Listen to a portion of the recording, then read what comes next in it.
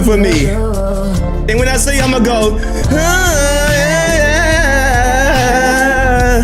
I get the love.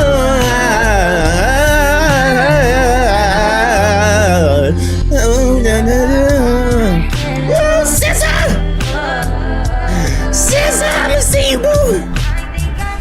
Scissor, I ain't gonna snooze and miss the moment tomorrow. Hey, I'm not snoozing tomorrow. I ain't snoozing tomorrow. Tomorrow is going down. Listen, tomorrow is going down. I got the tickets. Man, I already got it scoped out. I know what I'm doing. We got the ticket. Shout out to the motherfucking chat. Hey, wrong channel. Get your ugly ass out my damn. Wrong channel. Get your ugly ass out my goddamn. Wrong channel. Man, tomorrow is going down, man. I'm talking about hallelujah. Where's my, hold on. Oh, yeah, it's going down. Hey, man, y'all get ready for it. Man, set y'all time clock. All right? I'm going to probably go live around 6, 7. I don't know. Just get ready, man. I will be in the building tomorrow, man. Houston, Texas, 2025. SZA and Damn D will be making love. We making OnlyFans tomorrow. I'm telling you, but man, I'm getting her pregnant tomorrow. Listen, SZA, you're going to get pregnant tomorrow. All right? I'm putting you on child support, too. All right. Me and SZA going on a date tomorrow. All right, concert. Me and SZA. Hey, boo. All right, me and SZA gonna be. We gonna do. You know what I'm saying? I can't tell you all the details and stuff. But my boo coming to Houston. Hey, boo. All right, SZA tomorrow. I'll see you, boo. We got Section L with seat 1. You know what I'm saying? That damn D. These goddamn tickets is expensive than a motherfucker. Shout out to the chat, man, because the chat. Boy, taxes is ass, mother. Goddamn, bitch. $100 for tax, bitch. Yeah, man, your boy Damn D will be in the building at $500. Goddamn, bitch.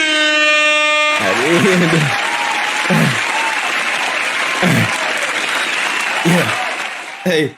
Hey, but shout out to the chat, man. Hey, y'all the ones that sponsored this war. You know what I mean? Y'all the ones that sponsored this trip. So listen, I'm gonna get y'all money's worth. You know what I'm saying? If it wasn't for y'all, man, shit, I probably wouldn't be going, goddamn it. You know what I'm saying? The chat looked out for your boy, and we about to turn up.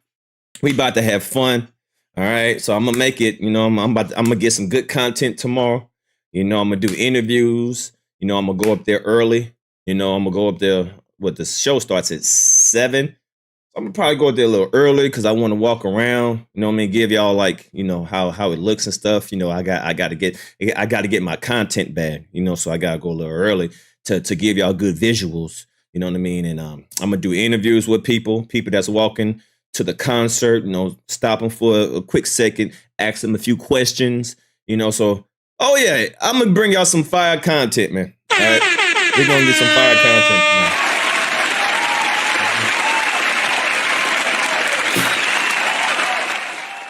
Try to go early to go to SZA pop-up. Hold on, SZA got a pop-up? Oh, I'm like, where SZA got a pop-up at? SZA got a pop-up? Oh, yeah, boo. Boo, I'm a pop up on you. I'm a pop up on you, boo. Where's it at tomorrow? Oh, yeah, me and SZA going down tomorrow. Oh, yeah, so make sure y'all get ready, man. All right, concert is going down. I will be in the building. All right, me and my boo. You know what I'm saying? We're going to finally be reunited after all this time. All right, so y'all get ready for tomorrow. All right, it's going down, man. This is going to be I already got the thumbnail, man. This is going to be the thumbnail for tomorrow, man. All right, thumbnail tomorrow. GNX concert. Houston, Texas. All right, so when y'all see this thumbnail, man, y'all know it's just gonna go down. All right, so when y'all see this thumbnail tomorrow, I'm already getting prepped up. I'm already getting ready. Spaghetti, everything, man, is going down tomorrow. Okay, I'll send you a video on IG. Yeah, send me a video on IG, man, so I can pop up and you know what I'm saying, pop up on my boo, SZA. You know, see if I can get some backstage, because I know once we looking into each other's eyes. Listen, once we listen, SZA. Once we make eye contact. I'm telling you, it's gonna be love at first sight. She ain't gonna be like, ooh, I'm like, who's you? What's your name? She said, oh, you did. I'm like, what's your name? I'm telling you, when me and SZA lock eyes, it's a wrap. I'm telling you, boy, I got the magical touch. SZA, you better not let me hug you. I'm telling you, girl, you feel around me. Ooh, you work out? I sure do. Ooh, you's a handsome man. You's a beautiful woman. I'm telling you, boy, don't look into my eyes. SZA, do not look into my eyes. I'm telling you. Once we get to locking the eyes and we get to hugging, and then I hug you on your lower back, and then I squeeze you. You're like, ooh, you work out? Yeah, I do.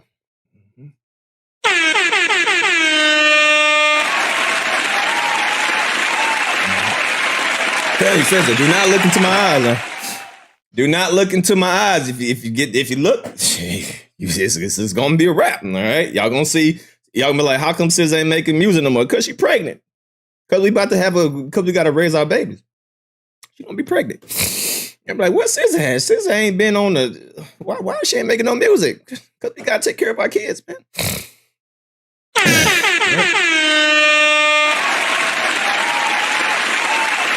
So, all right, so y'all get ready for tomorrow. It's going down. Charlie Brown in H-Town. Tomorrow, the concert. We going up, baby. We going up.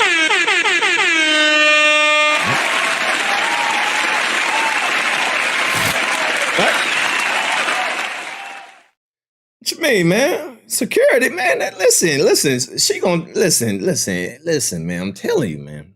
I already know what's gonna happen. I'm gonna look at her. She gonna look at me.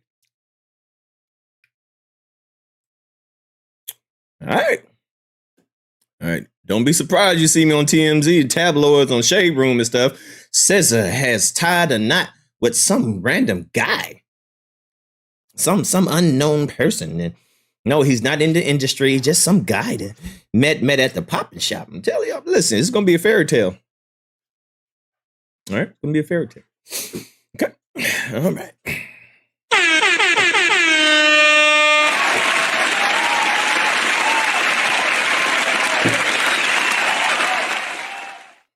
Oops. Damn, this is the wrong damn channel. Whoopsie. Wrong channel. What channel is this? All right, here we go. This is the right channel. Oh, is this the right channel? No, wrong damn channel. Shit. Got too much shit open. Hold on. Got too many stuff open. Oopsie. All right, here we go. All right. Yeah, here we go. All right, boom. There we go. All right, so y'all get ready for tomorrow. All right, y'all get ready for tomorrow. But today we gonna have a little. It's not gonna be a long live stream. But I just want to get y'all prepped up for tomorrow. Get y'all excited about tomorrow. It's going down tomorrow. What you mean? Keep dreaming, man. Listen to me. Listen. When I lock eyes with you, ladies, I'm like the motherfucking. Do y'all used to watch wrestling? Listen. I'm Bobby, what's his name? Valentina. Ladies, I'm gonna come there with a towel, fresh out the shower. Ladies, the big Balboski. Listen, ladies, don't ever look into my eyes. What are you looking into my eyes? Panties, listen, automatic panty dropper. All right, automatic panty dropper. All right, so listen, don't y'all ever face me in person. All right, the big Balboski, damn D. Ladies, I'm telling you, listen. When me and SZA lock eyes, it's a wrap. I'm telling you, man. Yeah, Val Venus, man. Val D Venus. Yeah, D Venus, man. Ladies. Ladies. D Venus is here. No, that sounds kind of crazy. D Venus? No, that sounds crazy. Hey, who mess is this?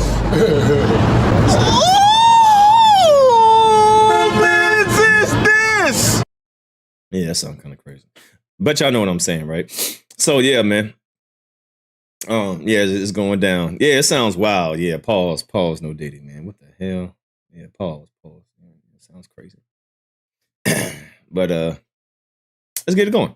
All right, so we're gonna go over this live stream today. And y'all gonna get ready, man. So get ready for tomorrow. We're gonna run through these topics and then, gonna get ready for tomorrow, all right? So let's see. Salute to everybody in the chat. What's good, everybody in the chat? What's up, Lewis? Classy, Gamer, Philly, Supreme, Pretty Brown, Tina, Unlimited, Tasha. What's going on? Waterman, what's up, Rodney? Gamer, Crawley, yeah, Cash. The 8th, Williams, what's going on? Williams, who's else in the chat? Let me see who's up in this thing. Let me go through everybody. MA was good. Spike, Little, Spike, Felicia, Classy, Tasha. I think I already said y'all name. CP3 was good. Go through everybody. Make sure I go through Williams. Yep. The 8th. What's going on? Classy K. Salute to all the members. If you're not a member, become a member, man. If you're not a member, become a member. What's up, Lost in Translation? Lost. Okay, we got y'all. Shout out to everybody, man. If I didn't see your name, if I didn't say your name, shout out to you. Beach Boy, Chavez, what's up? Shout out to everybody, man. Shout out to everybody. All right.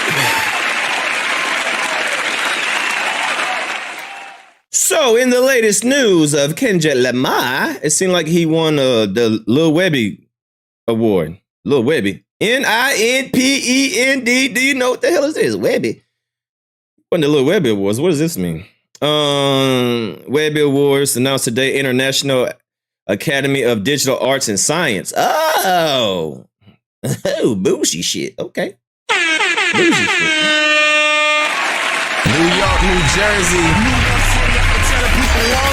Yeah, I said that. Yeah, I did that. Hey, what's up, though? Yeah, smoking on that top 5 tonight. Hey, we gonna be smoking on your what's the name tomorrow. We gonna be smoking on what's his name tomorrow. It's going down. I can't wait till tomorrow. Appreciate you, Unlimited, with the $2 donation. Appreciate you, my bigger brother. Let's see what we got. The Webby also honors a group of individuals, their outstanding work, and then ooh, bitch. Shut up, ho. Special Achievement Awards. Okay, so in other words, Kendrick won another award. All right, the Lil Webby Award. I don't know what this means. What is this? I don't know what it means. All right, whatever. All right, but he won something. Okay, Not Like Us won another award for the music video and creative excellence. All right.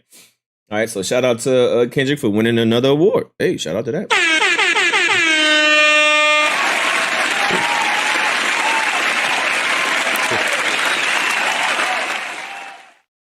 Shout out to that. What else we got on the menu? I'm the Omega. Hold on, I gotta read over this. I seen this pop up. I said, I gotta read over this. Kendrick, Damn D and SZA bring Grand National Tour to Houston. All right, Damn D and SZA will bring. All right, let's go over the tickets, the parking, merch. Ooh, I gotta get the merch too. Yeah, I gotta get it merch. The set list and the openers. Okay, let's see what we got going on tomorrow, man. Let's see how it's gonna go down tomorrow. All right, so it seemed like they got this. Houston! Yeah. All right. Let's see how this is gonna go down tomorrow. Okay. Kendrick Lamar and SZA kicked off the Grand GNX off this weekend in Minneapolis, which is the epic, right? Blah, blah, blah. Stadium. 2 hours included dozens of solo and collaboration hits. All right, cool. All right, Love, Gloria, Kill Bill. Okay. Not Like Us. All right, cool. So what else is going down? The Grand, 39 shows across the U.S. and overseas. Wednesday at the NRG Stadium is just the second date. Okay, boom, boom, boom. All right, so what should I expect tomorrow? Let's see. What should I expect tomorrow? Let's see. What should I be ready for? Okay. Where is the Kendrick Lamar? All right. In Houston, April 23rd. Cool. Where is the NRG? Yep. Ching ching. What time does the Kendrick start? It starts, doors open at 7. I'll be there early. The show begins at 8:30. Okay. So the show begins at 8:30. The door opens at 7. I'll probably be around at 6. All right. Are there still tickets available? Yes, plenty of tickets are still available. Matter of fact, let's check it to see how the tickets are doing. Wow. What's up, Payne? Shout out to everybody. Let's see how the tickets are going. All right, let's see. Ticketmaster. Let's see what the ticket's looking like. The weekend. Get your ugly ass off my screen. Yep. All right. We got Kendrick. Bada boom, bada bing. Houston, Texas. Yes, sir. Yes, sir. Let's see. What we looking like? What we looking like? How many? What does the NRG hold? NRG Stadium. How many? What does it hold? How many people does it hold? What's it? Number seats? Number?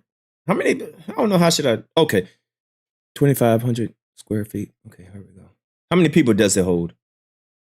2,500 square feet. 120. Damn, it's a big ass one. How many seats? How many? What should I mean? Number of seats? How should I phrase this? NRG what?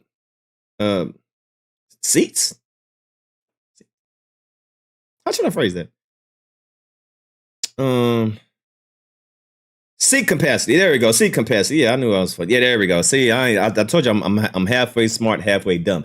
71,000. Damn.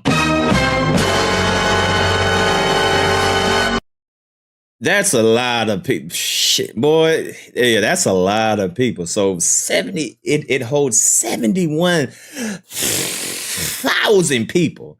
So that's a lot of people. Holy moly. All right, so let's see how he did. That's a lot of people. I mean, shit, I don't expect him to sell out all these tickets. I ain't gonna cap to you. 71,000? Yeah, I don't expect him to sell out. But yeah, that's an insane number. Holy shit. Yeah, that's a lot. So yeah, I don't expect him to sell out, but he definitely he has definitely sold a good amount. All right, so all this light blue is sold out. So all this light blue is sold out. All this is sold out. The floor is sold out. The floor is sold out. All right. So what's available is in the blue, is in the dark blue. So let's click the dark blue and see what we got going on here. All right. So all the seats that are available are in the blue. All right. So that's the damn 71,000. That's a lot of people. But a large majority of these tickets are sold. All right. There still is some tickets available. You know, but this is impressive. Okay, 71,000 people can sit their butts in this stadium, and for him to sell shit, let me see. So for him to sell this much is a major accomplishment. That's a lot of people. God damn, that's a lot of people. All right, so. For him to sell, like this is more than halfway. I'm sure, yeah, this is more than halfway because when you click on here, it's going to show all the other ones. So this is, I would say, probably about 60, 75%. And then tomorrow, people going to buy more tickets tomorrow. So, you know, I'm going to guesstimate he going to probably hit around about 75%. You know what I mean? To expect Kendrick Lamar to sell 100% tickets of 71,000 is insane. I don't think he's gonna do that, but he gonna sell a good amount of tickets. I would say about 75%. That's realistic, right? I'm not no groupie fan or nothing like that. I ain't gonna say, oh, Kendrick about to sell out Houston. No, hell no. I don't think he's gonna sell out 71,000 people. That's a lot of people. I'm gonna give him about 75. I think about 75. I think he'll get around 75, 70-ish%, which is still dope. Which is still dope. Right? All right. Which is still dope. So this is still a big accomplishment. All right. Let's just click over here, see what these seats look like. Yeah, so there's these seats over here, but people going to buy more tickets tomorrow, you know, so all these blue seats are going to be filled. And yeah, man, I can't wait till tomorrow, man. So all the floor seats are damn near gone. These are the big monies over here. How much this shit costs over here? All right, so yeah. So bada boom, bada bing, man. I can't wait till tomorrow, man. Tomorrow's going down. It's going down, man.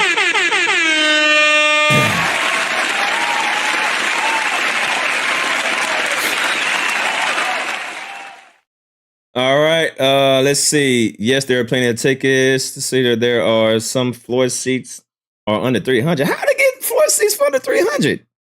Shit, my goddamn ticket was $500 and I ain't on the floor seat. Shit, I'm gonna see if I can negotiate to get on the floor. Okay, so what songs will Kendrick Lamar perform in Houston? The first show in Minneapolis ran about 2 hours and a half. Okay, so it's 2 hours and a half. Okay, here is the complete set list. Keep in mind, things change, especially during the first few shows. So this was the lineup for the Minneapolis. All right, so this was Whacked Out Mural, Squabble Up, King, Element, TV, 3030, Gloria, Broken, Weekend. Okay, so this is all. Okay, so this is the collabs. All right, so these are the songs that Kendrick and SZA collabed in. Then Kendrick is gonna do his solo, Euphoria, Hey Now. All right, Reincarnated, Humble, Back, Family, Swim, Mad, all right, Man. All right, then SZA, I Can't Lose, Baby Daddy. All right, Garden, Kitchen, Blind, Forgiveness. All right, Kendrick. Okay, damn, yeah. So they gonna be playing a lot of stuff. SZA and Kendrick Lamar. Damn, Blue Dodgers, Peekaboo, Like That, DNA, Good Credit. Oh yeah, Money Tree. Ooh. Okay. Oh yeah. So, boy, oh yeah, this is gonna be a good night, man. So yeah, they playing all the Kendrick, Luther, TV, all body. Yeah. So this is okay. So hey, I can't wait till tomorrow, man. I can't wait till tomorrow. All right. Okay, t-shirts will be available. By various of t-shirts and hoodies. Yeah, I'm about to go broke tomorrow. Ranging from 50 to 120 stands to set up outside the stadium. More details will be closer to the show. Yeah, I'm definitely gonna buy merch. I'm definitely gonna buy merch tomorrow. Mustard will open every show. Okay, so Mustard will be opening every show. That's gonna be dope. All right, so Mustard will be in the building. All right. Policy concern. Okay. Fans. The NRG fans not to bring any bags. However, the following will be permitted. So, okay. If you must, you can only bring one bag that is clear plastic. Nylon. Okay. No. Okay. Damn, I got to get a clear bag because, yeah, I'm going to need a bag to have my equipment in. So, yeah, I got to get a clear bag tomorrow because I can't hold all my equipment. So, yeah, I gotta get a clear bag for tomorrow. Fans may only carry a small clutch purse, no larger than, okay, approximately the size of a hand. Diapers, okay, don't worry about that. Fans carry on a purpose bag, blah, blah, blah, blah. You must take, okay, disposal, okay, all right, cool. Where can I park? I'm not worried about parking because I ain't driving, all right? I know I'm about to be lit, so I'm just going to Uber. All right, I'm going to be dropped off, all right? So, all right, it's going down tomorrow. All right, it's going down tomorrow. I'm not driving. Hell no.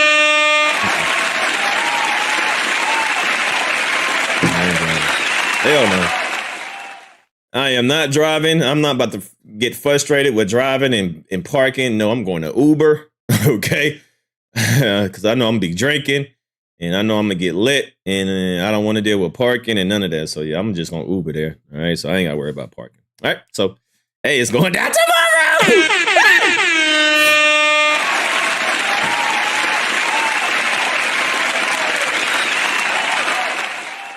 All right. So bada boom, bada bing. All right. So let's carry on. Let's see what site you looking at on there. Ticketmaster. This was Ticketmaster right here. Ticketmaster. Hell yeah, I ain't driving tomorrow. Hell no, I'm parking. Parking is going to be live. No, it ain't. I'm gonna be dropped off. Hopefully Mustard bring out. So the Texas have a whole back side closed off. They do. D, my birthday, May 3rd. Get me something. All right, shout out to Pretty Brown. Happy birthday to you. Happy birthday, happy birthday. He gonna cut off Poetic Justice when Drake get to the part, I bet. Oh yeah, that is right, because Drake is on that Poetic Justice part, huh? All right, so let's get it, man. Let's get it. Let's get it.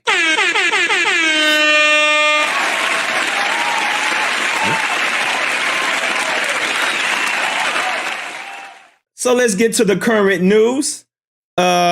What is this right here? K Dot is a bitch. Who is this? Dot. Hey now, who's this? I don't even know who this is. Who's this dude? Why he calling out Kendrick? He over here just clout chasing. Who is this dude? Oh, y'all know who he is?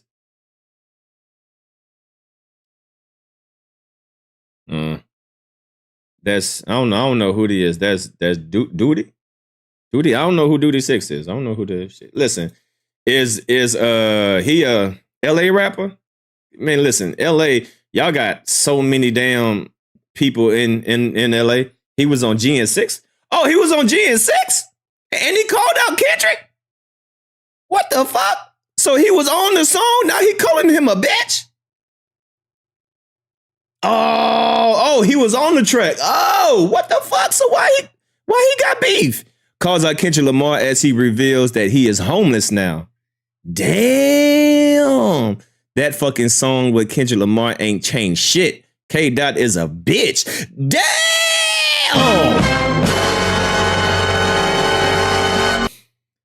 What the fuck? Hey now. Let me see. Hey now. Is Hey Now on the top billboards? Top billboards. Let's see. Hey Now, say now. I like that song too, especially with I like Tyler version on it too. Is Hey Now on the billboards? Goddamn. I mean, how you gonna get mad at Kendrick? Nigga, he gave you a spotlight. You the one fumbled the ball. So how you gonna blame him when he gave you an opportunity? So I don't even know what the hell this is about, but let's see what this is about. I didn't know about this. All right. That fucking song with Kendrick ain't changed shit. K Dot thoughts. Kendrick ain't changed shit, nigga. The fuck is that change, nigga? I'm still from 40s, nigga. I'm still over here, nigga. You act like a nigga got $1 million for that shit, nigga. The fuck, nigga, all that. Man, this a damn. See, this is why niggas can never go back to the hood, bro. Yeah, hey, Kendrick, leave them niggas alone, man. You tried, man. Leave them niggas alone, man. Boy, you can't do shit for niggas, man. You can't do shit for niggas, man. See, this is why you should never go back to the hood. Yeah, it's cool, you know.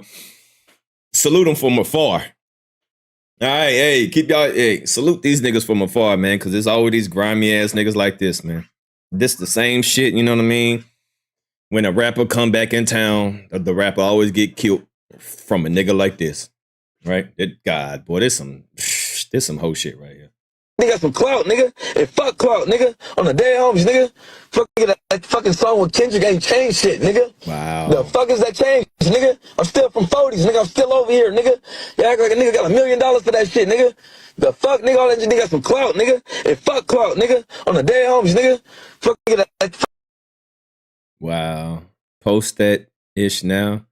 Why you not streaming, bro? Who's this for? I'm busy. The day booked up. Let me know. You gotta stay. I'm gonna say it. Bro, post it on what? I don't give a fuck. Post. This is No Jumper. Okay, so he's posting. Damn, boy, this is sad. Back cause I ain't got no destination, bro. On SC. Nigga, I lost my house. Nigga, I'm homeless, nigga. I'm crip. I admit that shit, nigga. Who fault is that? Is that Kendrick's fault or is that your fault? How you gonna blame Kendrick for your shortcomings? Boy, this is a damn. Boy, this is some crazy shit. Fell down. I'm gonna bounce back up though. Watch this. It's all good, cuz. And these rap motherfuckers, I can't wait till these rap motherfuckers start saying shit in their songs. I'm like, dead homies. I'm gonna beat their ass on the beat. And I'm like, back, cuz I ain't got no destination, bro. On SC. Nigga, I lost my house. Nigga, I'm homeless. Nigga, I'm crip. I admit that shit. Nigga, I fell down. I'm gonna bounce back up though. Watch this.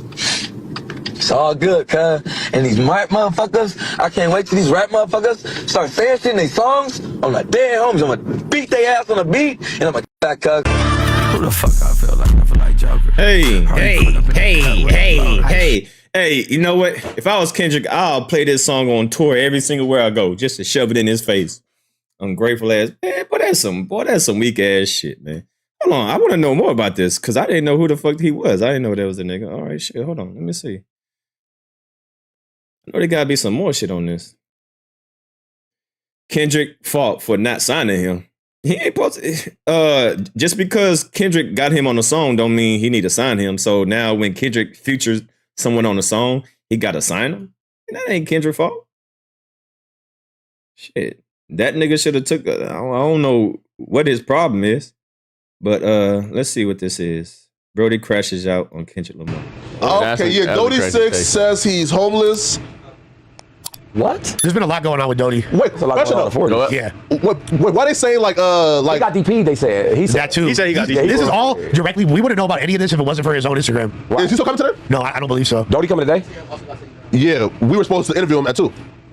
What? All right, so Lush, you put us down because you're more tapped into what's going on. Yes. So basically, the first thing that popped up was last week. Actually, leaked DMs between him and different rappers. He reached out to Peso. He reached out to Bravo the Brag Chaser. It was apparently on some like just really erratic-ness in their DMs, kind of like, yo, what's up? Like, where we at? Do we got beef? Are we like, what's up? You want to diss each other on a track? Da, da, da, da. Yeah. And they were kind of like, what? Like, and the messages got leaked. And then he started basically crashing out saying, I don't rock with any of these rappers. Matter of fact, people think I'm doing really good as a result of that Kendrick song. Hey, well, if you're struggling, you might want to sell them chains you got there. Stop crying and complaining. Sell them chains you got. You know, I'm sure you can get a couple of G's for that. Put your feet back on the ground.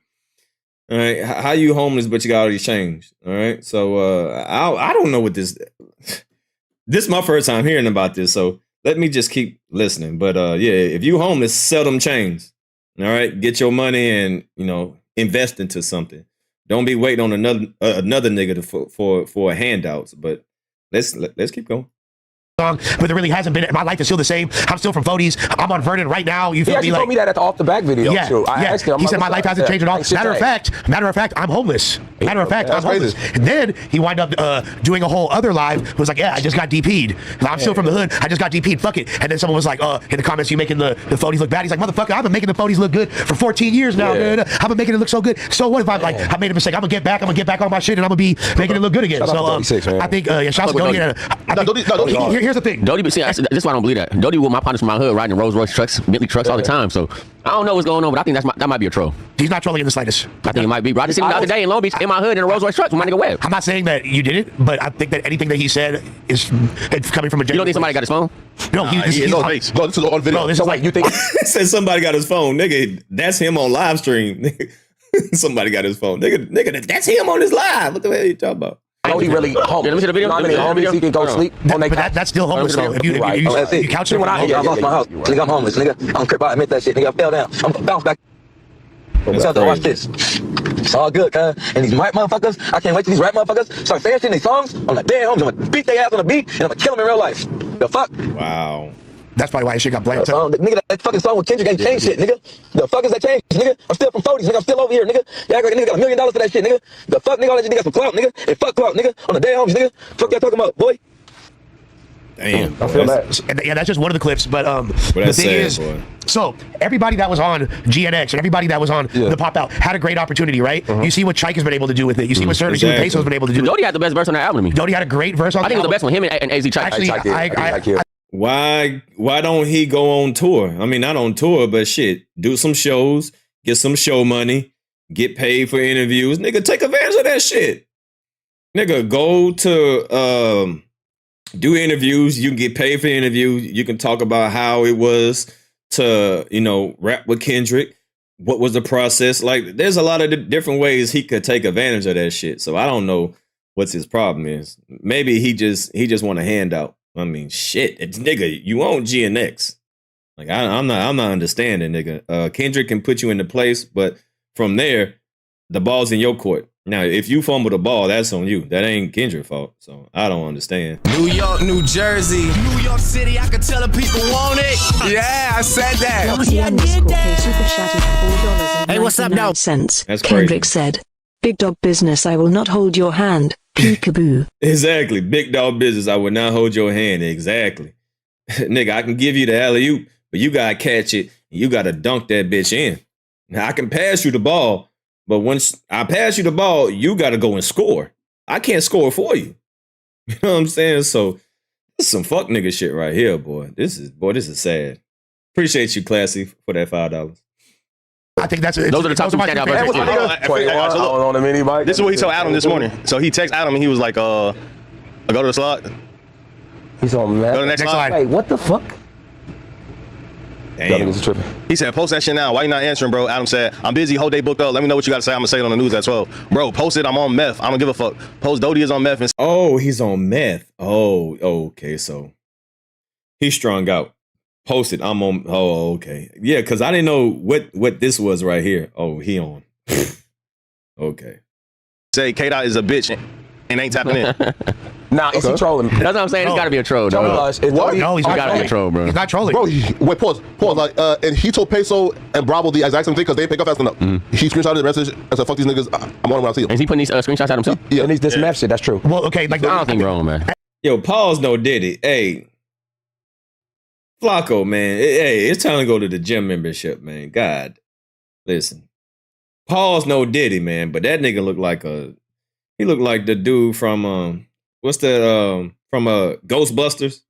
That big ass marshmallow. Was it Ghostbusters? What's that big ass marshmallow?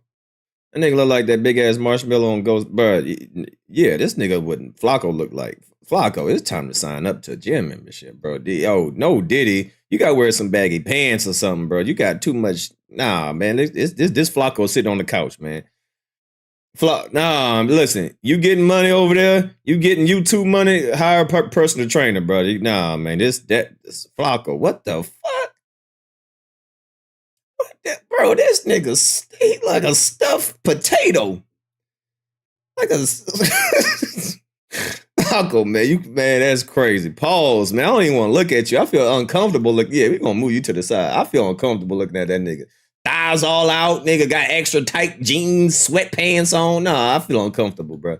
Nah, hell no. I mean, there's a lot of credence to like the erraticness of his behavior and drug use. I'm not saying he's on meth either, but that's a common thing. No, a lot of fools in the section. You know, this shit, that shit can come with drinking. That shit can come with looking at situations and feeling like you didn't get the upper hand, seeing other people probably get the upper hand. You're like, fuck, where my shit at? But this is the whole point that I was getting to. Is the reason why Chike was able to capitalize so well off of that moment is because he already had the infrastructure. He already had management. He had all this in place. Now, I guarantee every single person that was on that album got reached out by dozens of A&Rs and had a lot of his potential opportunities. But you got to keep in mind, Dodie has spent the majority of his life incarcerated. Bro, I can't, bro. I feel uncomfortable, man. Hey, is it just me? I'm gonna turn this. I just feel uncomfortable. Flacco, Flacco got to get naked up, man. Nobody, man. It's too much thigh action, leg action going, man. Come on, bro. Bro, you got to chill. Pause, man. It's too much. Nah. He need neck and above, man. That shit, man. That's the thing, though. But all his albums came out while he was not mentally prepared for this moment. But hold on. This is the thing about that, Les. So this is how I know he was special, though. Because bro had just got out of jail probably like 6 or 8 months prior to him dropping that verse for Kendrick. Right. So that means his name was still buzzing. Even when he was in jail, I should tap in with him like, bro. Dude, gang shit. I remember Dodie from when he was like 12 years old. Yeah, he already been on it. So I don't know. I can't really take this serious. Shout out to Dodie's pops. I'm cool with his pops. Like, if it is serious, I hope he's straight. Because Dodie a low. He want to bust. He on the blue team. No, exactly. Shout out to Dodie, and I really hope he pulls through this. And I would just encourage him, if he's watching, to stay off the net, get right, and come back hard. Because you are a talented artist. All right. It's enough of this. Duty, booty. Stay off that shit and stop being a fuck nigga. All right, moving on.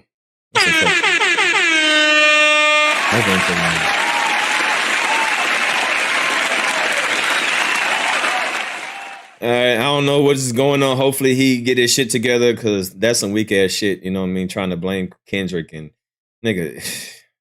As you said, he ain't gonna hold your hand. He could pass you the ball, but you gotta catch it. You gotta windmill it. All right. So if you fumble the ball, that ain't Kendrick's fault. That's your fault. All right, moving on. Yeah, Booty 6. Man, what's wrong with Booty 6, man? What the hell wrong with Booty 6, man? Booty 6 on that bullshit, man. It ain't no booty. Nigga booties. Nigga ass, man. Pause. Shit, man. What the fuck? Hey, who man's is this?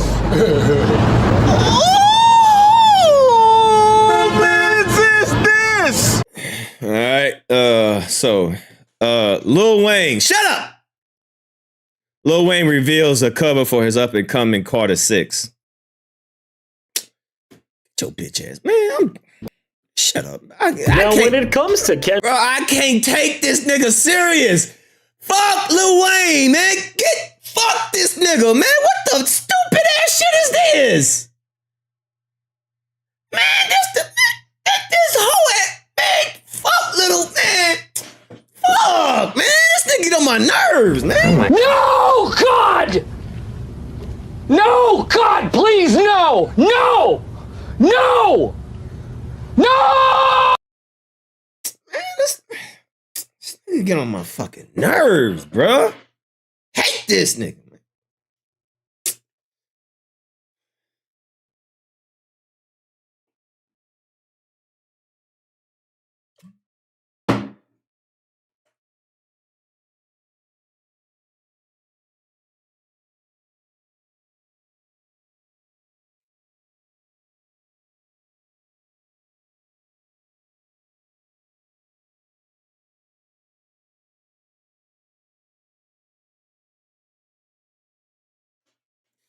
Nah, man. Nah, listen, I know it's his thing, right? It's his thing. He do call Lil Wayne, right? Lil Wayne Carter. Let me see Carter. Carter one. Let me say album. Carter one album. I know that's his little thing, but nah, man. Some things you gotta change. I get it. Yeah, Carter 1, Carter 2, yeah, it's baby pictures. Yeah, I get it. But man, it's all right. It's getting out of hand now, bro. It's nah, man. I get it. I get it. Why can I not get out of here? Am I stuck? Oh shit, I think I'm stuck. All right, hold on. Oh, what the hell? Am I stuck? I can't move out of here now. Oh shit. Nigga, I'm stuck. I'm stuck on this website. Oh, here we go. I get it. It's Carter 1, Carter 2. Well, no, the first Carter wasn't like that. Carter 1, was just regular Weezy. Why is it doing that? Stop. All right, hold on. All right, there we go. Let's see. Carter 1. Let's see. Carter 1 was just regular, right? Lil Wayne album. Let's see. Carter 1, just regular schmegular, right? Carter 2, yeah. This was prime Weezy right here. Hey, this the Weezy that we know and love right here. This right here. Carter. This is prime Weezy. This is a Wayne that we are holding to. Pause no did. This is the Wayne that we grew up in love. This new nigga, I don't know, but this right here, the mixtape, Carter 2, Carter 1, yeah, that's the Weezy that we are embracing, that we trying to hold on to. Like, I know he's somewhere in there, but the nigga, he's smoking that shit. All right. Let's see the Carter 3. What we working with? See, now he started doing the baby picture. Now he doing the baby picture. All right. Carter 4. Now starting to do the little baby picture. All right, graduation. Yeah, we get it. Carter 5. All right. Okay. All right, I get it. Yeah, man. But this new shit. Nah, bro. This is stupid. I don't like it. No, I don't like it. I don't like that shit. Damn.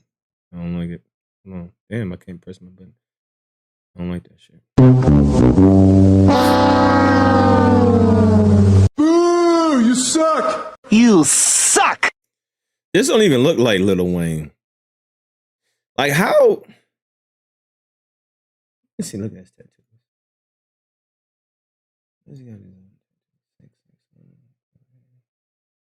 Got piercings. It's stupid. I don't. Could be AI. Nah, this. It says Lil Wayne reveals his album cover, Carter 6.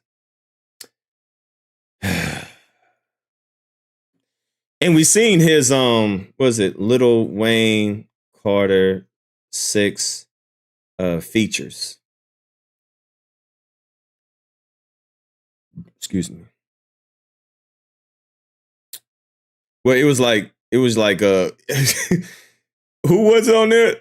Elephant Man, Jean-Claude Van Damme, and some other people. Like, yeah, he's out there. I think you got Jean-Claude Van Damme, Steven Seagal. He got Lil Jon, the East Side Boys. Yeah, Wyclef, Elephant Man, Machine Gun Kelly. All right. He got his son on there, which is cool. Kanye, like, boy, listen, I don't, man, this nigga, I don't know. Chuck Norris, yeah, he got Chuck Norris, Bruce Lee on there. He got a Superfly on that motherfucker. Like, man. Anyway, moving on. This nigga Lil Wayne getting on my nerves. Molly something, man. This nigga getting on my fucking nerves, man. All right, anyway. Let's go to Kendrick. Shout out to Fantastic Hip Hop. He just made a video saying, why Kendrick Lamar officially dropping new music this week? Well, let's see what he got to say. Now, when it comes to Kendrick Lamar, all of the noise, crash outs, and clout chasers are going to have to try a lot harder to take down the current king of hip-hop, because from commercials to collabs to a tease from one of the closest sources to Kendrick Lamar possible, and then another tease from somebody even closer. Right now, Kendrick Lamar is about to silence all of the noise in rap right now, and leave us with one thing only, which is going to be new music. And now, before we go any further into how we know this and what exactly Kendrick Lamar is going to be dropping, that nigga about to feature, man. This nigga Lil Wayne, man. What's wrong with him, bro? Nigga, man, what's wrong? Leave a like and subscribe. It helps me out a ton. And as this is really going to be a special one, and it's so clear that Kendrick Lamar is only going to be doing a lot more from here, really be sure to leave that like. And so now with that said, when it comes to Kendrick Lamar, I mean, seriously, with all of the chaos in hip hop right now, we are somehow at a point where despite Kendrick Lamar giving us a new album not that long ago, for more disses from the same old losers to being betrayed by people who used to be around him and who have worked with him in the past. I mean, when you look around at the current state of hip hop right now, it really seems like as Kendrick is ascending higher than almost any other rapper has ever been, and really in the larger portion of the music industry, he's jumping higher than most artists as a whole as well. It seems like there is so much jealousy and disdain about everything he is accomplishing that really at this point, the only way to silence all of these crash outs simultaneously is going to be to answer it with nothing else than music. And now, fortunately for us, what we are about to find out very soon is that this is exactly the case, because right now, with every single sign and hint that we can find, we definitively know that there is something very big that is about to come from Kendrick Lamar and the West Coast, and he is about to deliver it very soon. Because really, with the way Kendrick's fellow collaborators and friends are talking right now, it really seems like we are about to get something that is just going to take what we have already seen to the next level. And already with Kendrick from the Gatorade campaign, which he is the first artist to ever be in the actual commercial with the signature Gatorade sweat, and then after that to now becoming an ambassador for Chanel, which is also something that a rapper has never done. It seems like all of these other milestones in the grand scheme of things are about to be overshadowed by something that we could have never expected. And now the reason why we know that something is really coming over everything else, and how it is indeed going to be new music, are all from the words of people in Kendrick's camp themselves. New York, New Jersey, New York City, I can tell the people want it. Yeah, I said that. Oh, yeah, I did that. Hey, what's up, though? Man, what's wrong with him, man? Somebody, god damn, Bone Crusher. Lil Wayne gonna have Bone Crusher on there, Lil Zane. They're gonna have a Lil Romeo on that mode. Man, this nigga, man. Pretty much the spokesperson and ambassador for the entire West Coast as a whole in DJ Head. During the most recent episode of his show, The Bigger Picture, he made a major announcement before Kendrick's tour even started. And now what he did was tell everybody that it's about to be a great week in hip-hop, and he told everybody that no matter what, make sure you stay on stream. And now with this, well, first off, with somebody who has inside secrets about what's going on with Kendrick Lamar saying anything like this, it already speaks volumes. But then even greater than that, we managed to get even more confirmation about what he was actually alluding to and what's going on with Kendrick behind the scenes, as none other than the MC who has been as close to Kendrick for his entire career as you possibly can be, and none other than Absol, released a cryptic post saying, "The gods are back, be afraid." And now with DJ Head replying and quoting this, which clearly shows that he knows what Soul is talking about. Lil B? Hold on, are you talking about the bass god? Yeah, we talking about bass god? Oh, yeah, hey, I want to hear a whole album. Kendrick and the bass god, Lil B? Oh, hell yeah, I want to hear that. And then DJ Head also posting a picture of tiramisu on a menu, which is of course a nod to the Kendrick Lamar snippet that everybody has been waiting for him to release since the GNX trailer. Yeah. I mean, with all of these clues from DJ Head and Absol, and just with the general chaos around the rap game, we can put together that Kendrick Lamar is going to be coming with something new. And now what he is about to release really seems like it's about to be something that I don't think any single... Hell yeah, man. I'm ready. Look, man, that's what I'm talking about. Bass God is back. Yeah. Young bass God and I look like Dylan. Young bass God and I look like Elvis Presley. None of them girls love my belly. Young bass God and I look like Machiavelli. Niggas wanna talk shit, wanna eat peanut butter jelly. Man, that's what I'm talking about. The bass God. Hell yeah. That's what I'm talking about.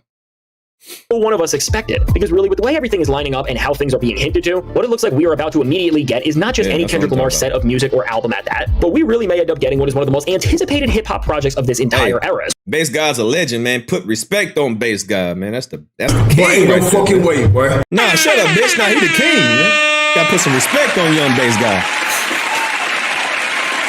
With everything that's coming out, it seems that we're about to see the reunion and continuation in the musical canon of none other than Black Hippy, because really with the way Soul is posting, which look at the emphasis on how he is clearly talking about not just one person, which would be Kendrick, but multiple, and then again with DJ Head adding the eyes to that, which clearly shows that he knows exactly what Soul is. Lil B, that's one I want to hear. Lil B and Kendrick. That's what I'm talking about. Yeah, man, Lil B. Listen. If you wasn't there, you don't understand. You had to be there to see.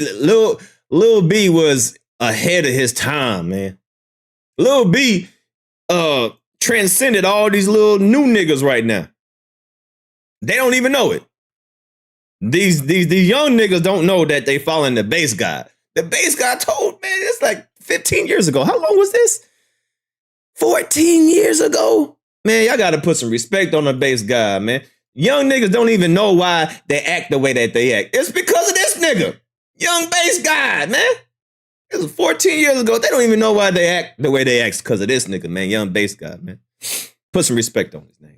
Is referring to here. It really seems like we are about to see Kendrick Lamar, Schoolboy Q, Ab-Soul, and J-Rock reunite with new music for the first time in almost a decade. And now adding to this idea that really what Kendrick is about to do is going to be a Black Hippy reunion is the fact that when we actually dive into the music and the signals he's sending there, with the Tiramisu snippet, which now he is performing on tour, and of course that's still not released. From the lyrics there, which clearly reference J-Rock, Schoolboy Q, and Ab-Soul, to even GNX as an album, which while addressing and continuing so many different storylines and threads of Kendrick Lamar's career, on the flip side of that, it opened up questions about where Kendrick and the guys he came up with are at, and if their creative relationship will ever resume, as Kendrick talked about how he fell out of touch with Black Hippy and how they were not able to release more music and put out that long-awaited body of work on the Hard Part 6. And I mean, with Kendrick now really seeming like he set something up on the Hard Part 6 when you look back at it, and then again, the snippet itself, which leaves the space that we have never heard, which ends so abruptly. And now very well, one of the reasons why this could be is because Kendrick hasn't just wanted us to hear what he has to say next yet, but also because it's a much bigger track with 3 other MCs. And so now with all of this, really with where everything is at that we are seeing right now, it seems like whether we get a song, an album, or an EP, or any sort of project at that point, the next move for Kendrick Lamar and what is going to make the most sense is going to be to stand next to the MCs that he has been with for the longest time in his career. And really when you put that into perspective, it starts to make the most sense in terms of where he could go next and why he is going to be doing that. Because even when you look at how Kendrick Lamar has been moving recently, and how some people on Drake's side of the genre are now trying to spin things to make them look a certain way and just discredit Kendrick in any single possible manner they can, Kendrick ends up popping back out with the guys who he came up with in the first place, and in any capacity is working and releasing music with Schoolboy Q, J-Rock, and Ab-Soul. See, look, this dumbass nigga, listen, he just fucked up his opportunity. If he would have been patient, you know what I mean? Wait, see, that Booty 6 dude, Booty Duty, nigga, you don't think Kendrick would have brought you out on stage to perform Hey Now when the show would have been in LA? Like, this nigga just fucked up his opportunity. Can't be patient, all right? Whatever you're going through, nigga, just wait that shit out. Handle that shit behind the scenes. But now you done burnt a lot of bridges. Now you ruined your opportunity. He could have brought you out on stage, and that could have, you know what I mean? Man, this nigga's a dumbass. That is literally the most hip-hop thing you could ever do, and really what it's going to do in this time is show that no matter what and how you try to put it, even the biggest haters are going to have an impossible time trying to discredit and criticize Kendrick Lamar, because really simultaneously, he's going to be pushing hip-hop and what a rapper can do to heights that they have never reached, which is what we are already seeing with the Chanel collab, the Gatorade collab, and even with the stadium tour in of itself, which are just all things that either no rapper has ever done or few rappers and artists have ever been able to pull off. And now at the same time as all of this, by linking up with then 3 of the most respected MCs you can, which just off the sheer principle of it itself is going to show that you never switched up on the guys who you were with day one, Kendrick is just going to be the ultimate representation of hip-hop, really not just right now, but in any era you want to put him in. And when you think about all of this and where we are at this point with Kendrick, Drake, and really just everything in the genre. Hell yeah. Hey, Gamer, that would be dope. Yeah, take that nigga off and put Tyler, the Creator, on that motherfucker. Yeah, do Hey Now with Kendrick and Tyler. Oh yeah, that should have, yeah. That nigga lost his opportunity, right? He should have handled that shit behind the scenes, you know, try to settle it, whatever. Hey man, I'm down and out, whatever. Maybe Kendrick would have looked out for you or something. I don't know, but you done definitely fucked up now by going public with it. So whatever. This just shows you how well thought out everything is for Kendrick Lamar, because when it comes to every single thing he wants to accomplish in this time where he is now the far and in-command leader of hip-hop and one of the top people in the industry as a whole, as with all of the success that Kendrick is seeing from his hard work, now really is so successful that even artists who were featured on GNX themselves are trying to discredit the guy and take him down. And really, as a whole, since Kendrick Lamar started his tour, there has been this whole new wave of criticism because people are just crashing out because he is now so successful, and within that success you can now see the direct result of it, because with people at these shows it cannot be invalidated anymore. I mean, overall, with Kendrick Lamar being the type of person he is, and on GNX and Whacked Out Mural specifically, he showed that he was expecting this entire wave of people who don't like him to come with the success that he is seeing, having new music that is going to feature in some capacity the guys who he came up with is really just going to silence everybody in every single way. And now, as it's pretty clear that when we really look more and think to what DJ Head was saying and alluding to and what Ab-Soul has released, that we are really about to see these MCs for the first time together on new music very soon. But still, a question is what exactly is going to happen when these guys come back together and what Kendrick's next move is really going to be. Because what Kendrick could be. You know what?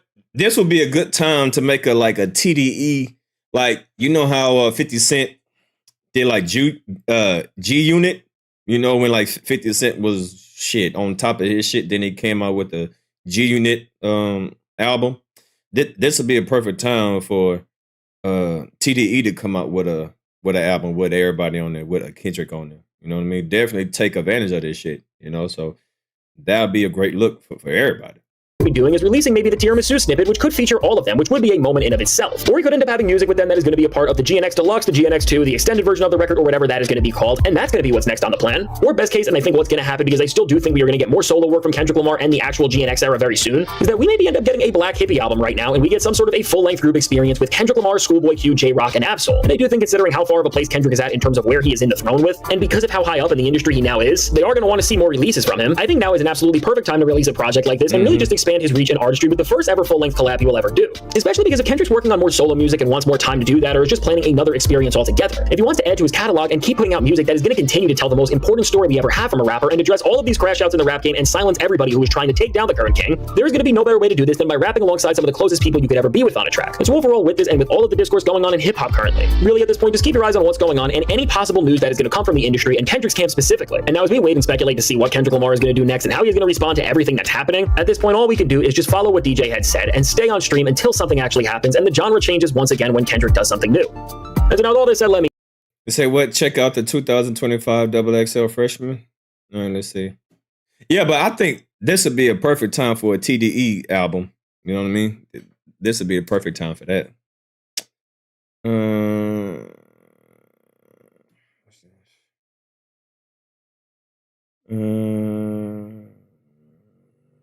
What's this?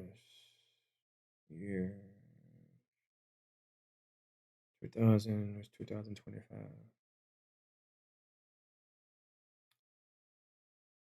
Which one? Well, it's not on there yet. I think the one with who do y'all think was the best class ever? I think it was the one with Kendrick. Well, it was Kendrick, Drake, J. Cole, I think. Nip. No, okay, this is Nip, J. Cole. Okay, no, this is J. Cole was on this one. Is this which one was 2010? J. Cole, Nipsey, Wiz Khalifa, Juice Man, OJ Juice Man, Big Sean, J. Rock. Yeah, this was a heavy one. No, OJ the Juice Man. I forgot all about that nigga. Yeah, what happened to OJ? Corey Guns, Ace Hood, Currency, Kid Cudi. Hold on, y'all can't see it. All right, here we go. Let's see. Lupe Fiasco, Gorilla Zoe, Papoose, Young Dro, Wiz Khalifa, Wale, B.O.B., Kid Cudi, Ace Hood, Corey Guns, all right, Blue. This was a tough one. Ooh, this was a tough one right here. This was a tough one. Meek Mill, Big Kirk, Mac Miller, YG, Lil B, Kendrick Lamar. Ooh, this is a tough one right here too. Ooh, it's a tough one right here. Future, Kid Ink, French Montana, Machine, Iggy, Roscoe Dash. Schoolboy, Trinidad, Joey Badass, Ab-Soul, Travis Scott, Kurt Cobain's Keith Chief, Chance the Rapper, Rich Homie, T.Y., Ty Dolla $ign. Okay, yeah, it's a pretty tough ones. Now these new niggas, I don't know about none of these. I don't know about Daylo, Fetty Wap. See, I think this was the last good one. And then after that, it just started. I mean, like, they cool, but, you know, they ain't really been, Davies, G Herbo. I mean, Lil Uzi, he's still 21 Savage. All right, that's a pretty good, decent one right here. Lil Dicky. All right. PD Rock, Playboy Cardi. Ugly, but I ain't too much with these new niggas. I don't like these new niggas. I don't like too many new niggas. YMB, Slum that. The Baby, Megan Thee Stallion, Gunna, Roddy Ricch, Blueface. Okay, this is a decent one right here. It's a decent one right here. That's a decent one. That's a solid one. NL Chopper.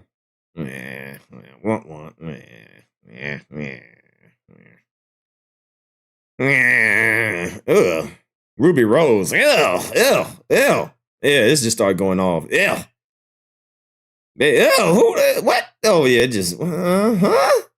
Oh, yeah, I don't know these new niggas. Gorilla. Ugh. Oh, my God. Ugh. Yeah. I don't even know who the fuck these motherfuckers is. I don't know who the hell these motherfuckers. Scarf. Yeah, is that Scarface? Scarlip? Yeah. Yeah. All right. Anyway.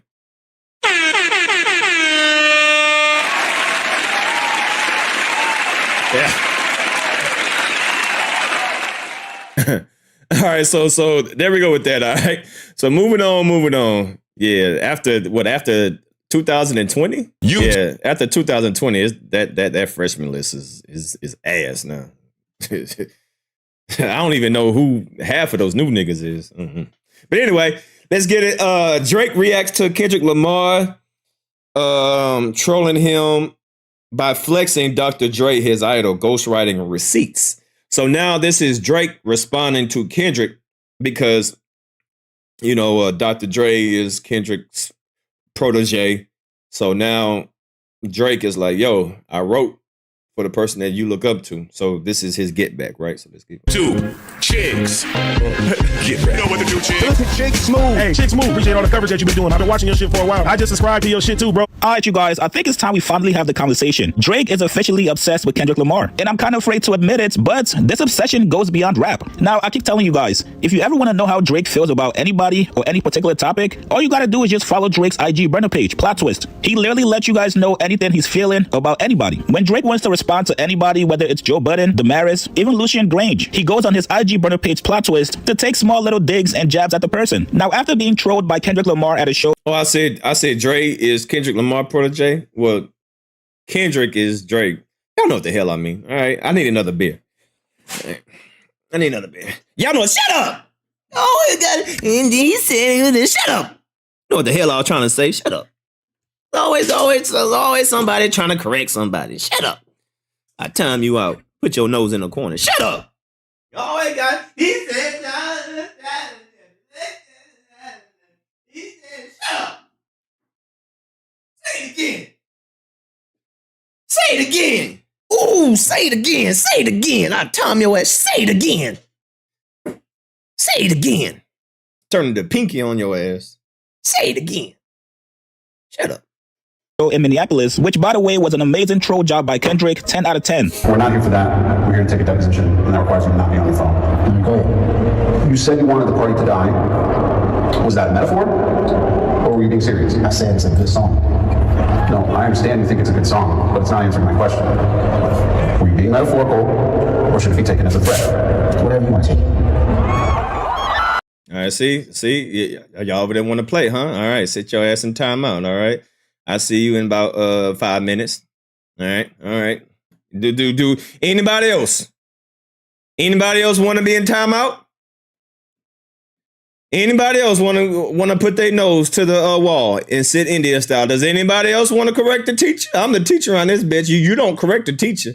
You just sit there. You just better hold that shit in. All right. Does anybody else want to go to the principal office? All right. Anyway, anybody else? Anybody? Okay. The record reflect, I'll take it as a threat. Keep on dates on that. Sunday, February 9th. I'll keep on dates of this year. I'll keep on dates. Yeah. Okay, let's read out. Drop.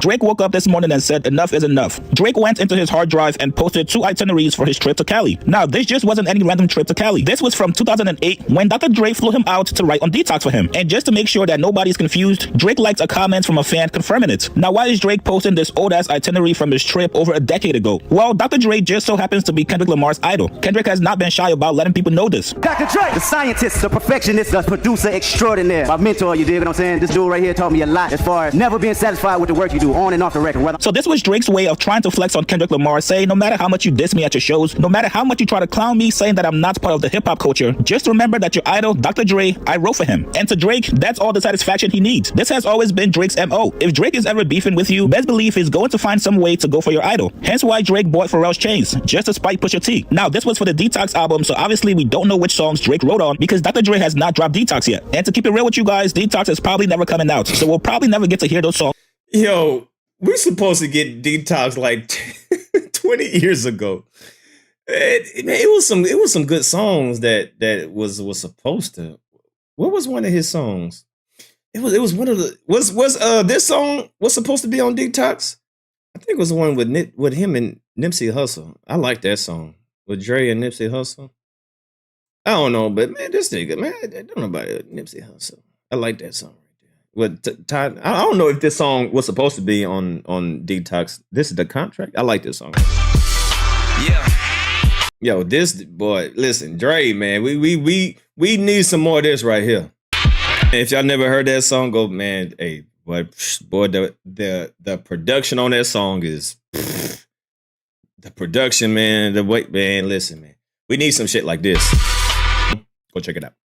Songs that Drake wrote on. So do I think with everything he has going on, does Kendrick actually care that Drake used to be Dr. Dre's ghostwriter? Absolutely not. But for Drake, this is absolutely a win in his book. You guys get in the comments below. What do you guys make of Drake trying to flex? Man, shut up, Drake. You just sound like a bitter ex. This is corny, bro.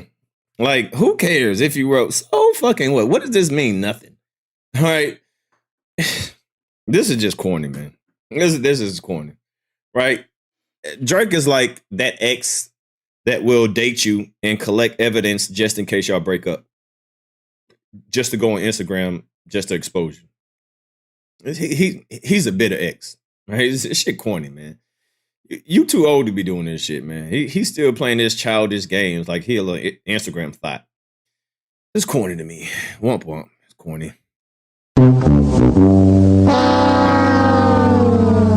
Boo! You suck! You suck! All right, so that's Drake responding to Kendrick Lamar trolling him. So now Drake is trolling Kendrick by saying, "Hey, I wrote for your idol." Okay, whatever. All right, so let's get to academics. All right, so now we got academics. Academics is going to react to Curtis King's interview with Punch TDE Punch Fruit Punch. So I want to react to that, and then we're going to get up out of here. All right. So y'all hit that like button, man.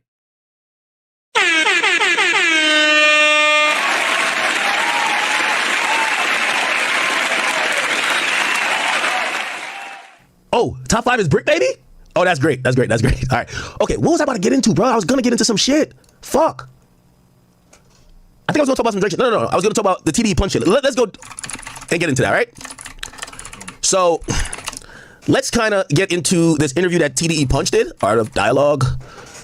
And he basically talked about Drake in the battle. And by the way, I do think that it is important. You know, I do agree with him on one thing. The further we get from the battle, no matter who you rooted for or who your favorite in the battle is, this was an epic battle for the ages. And with that being said is that for the end of time, we're going to have people who were ancillary, who might have been in the studio. Like, even the Meek battle, like, hearing how Drake came up with back-to-back, like, shit, I guess there's no videos for like, probably that session, but hearing other people kind of give their story kind of added to the lore of that entire battle. So there's much more things to be said, right?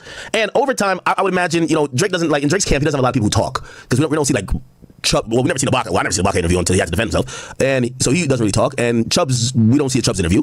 Preem might say a few things, right? But yeah, But when it comes to Kendrick, and Drake ain't really talking about it, like he just kind of keep going.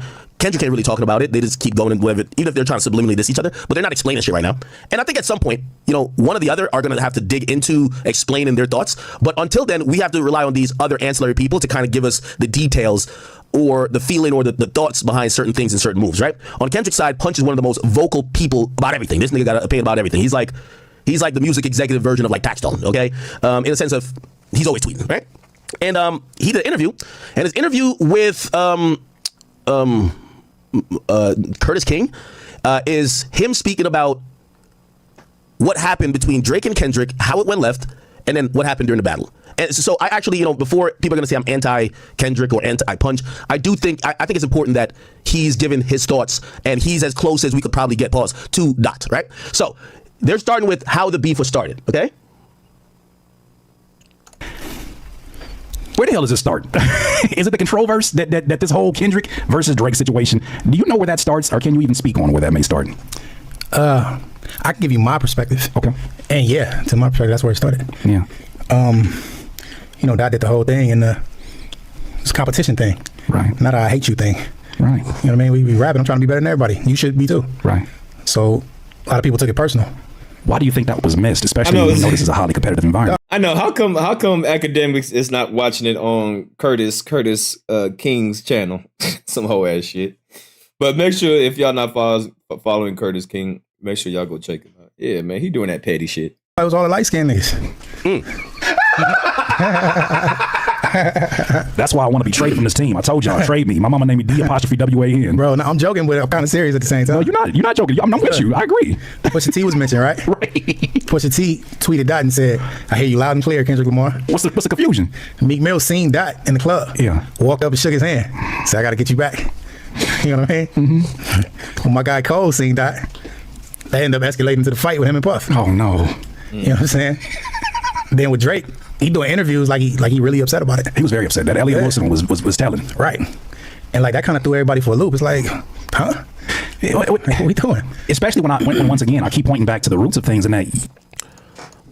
Let me go back to that Elliot Wilson interview with Drake where he was talking about it.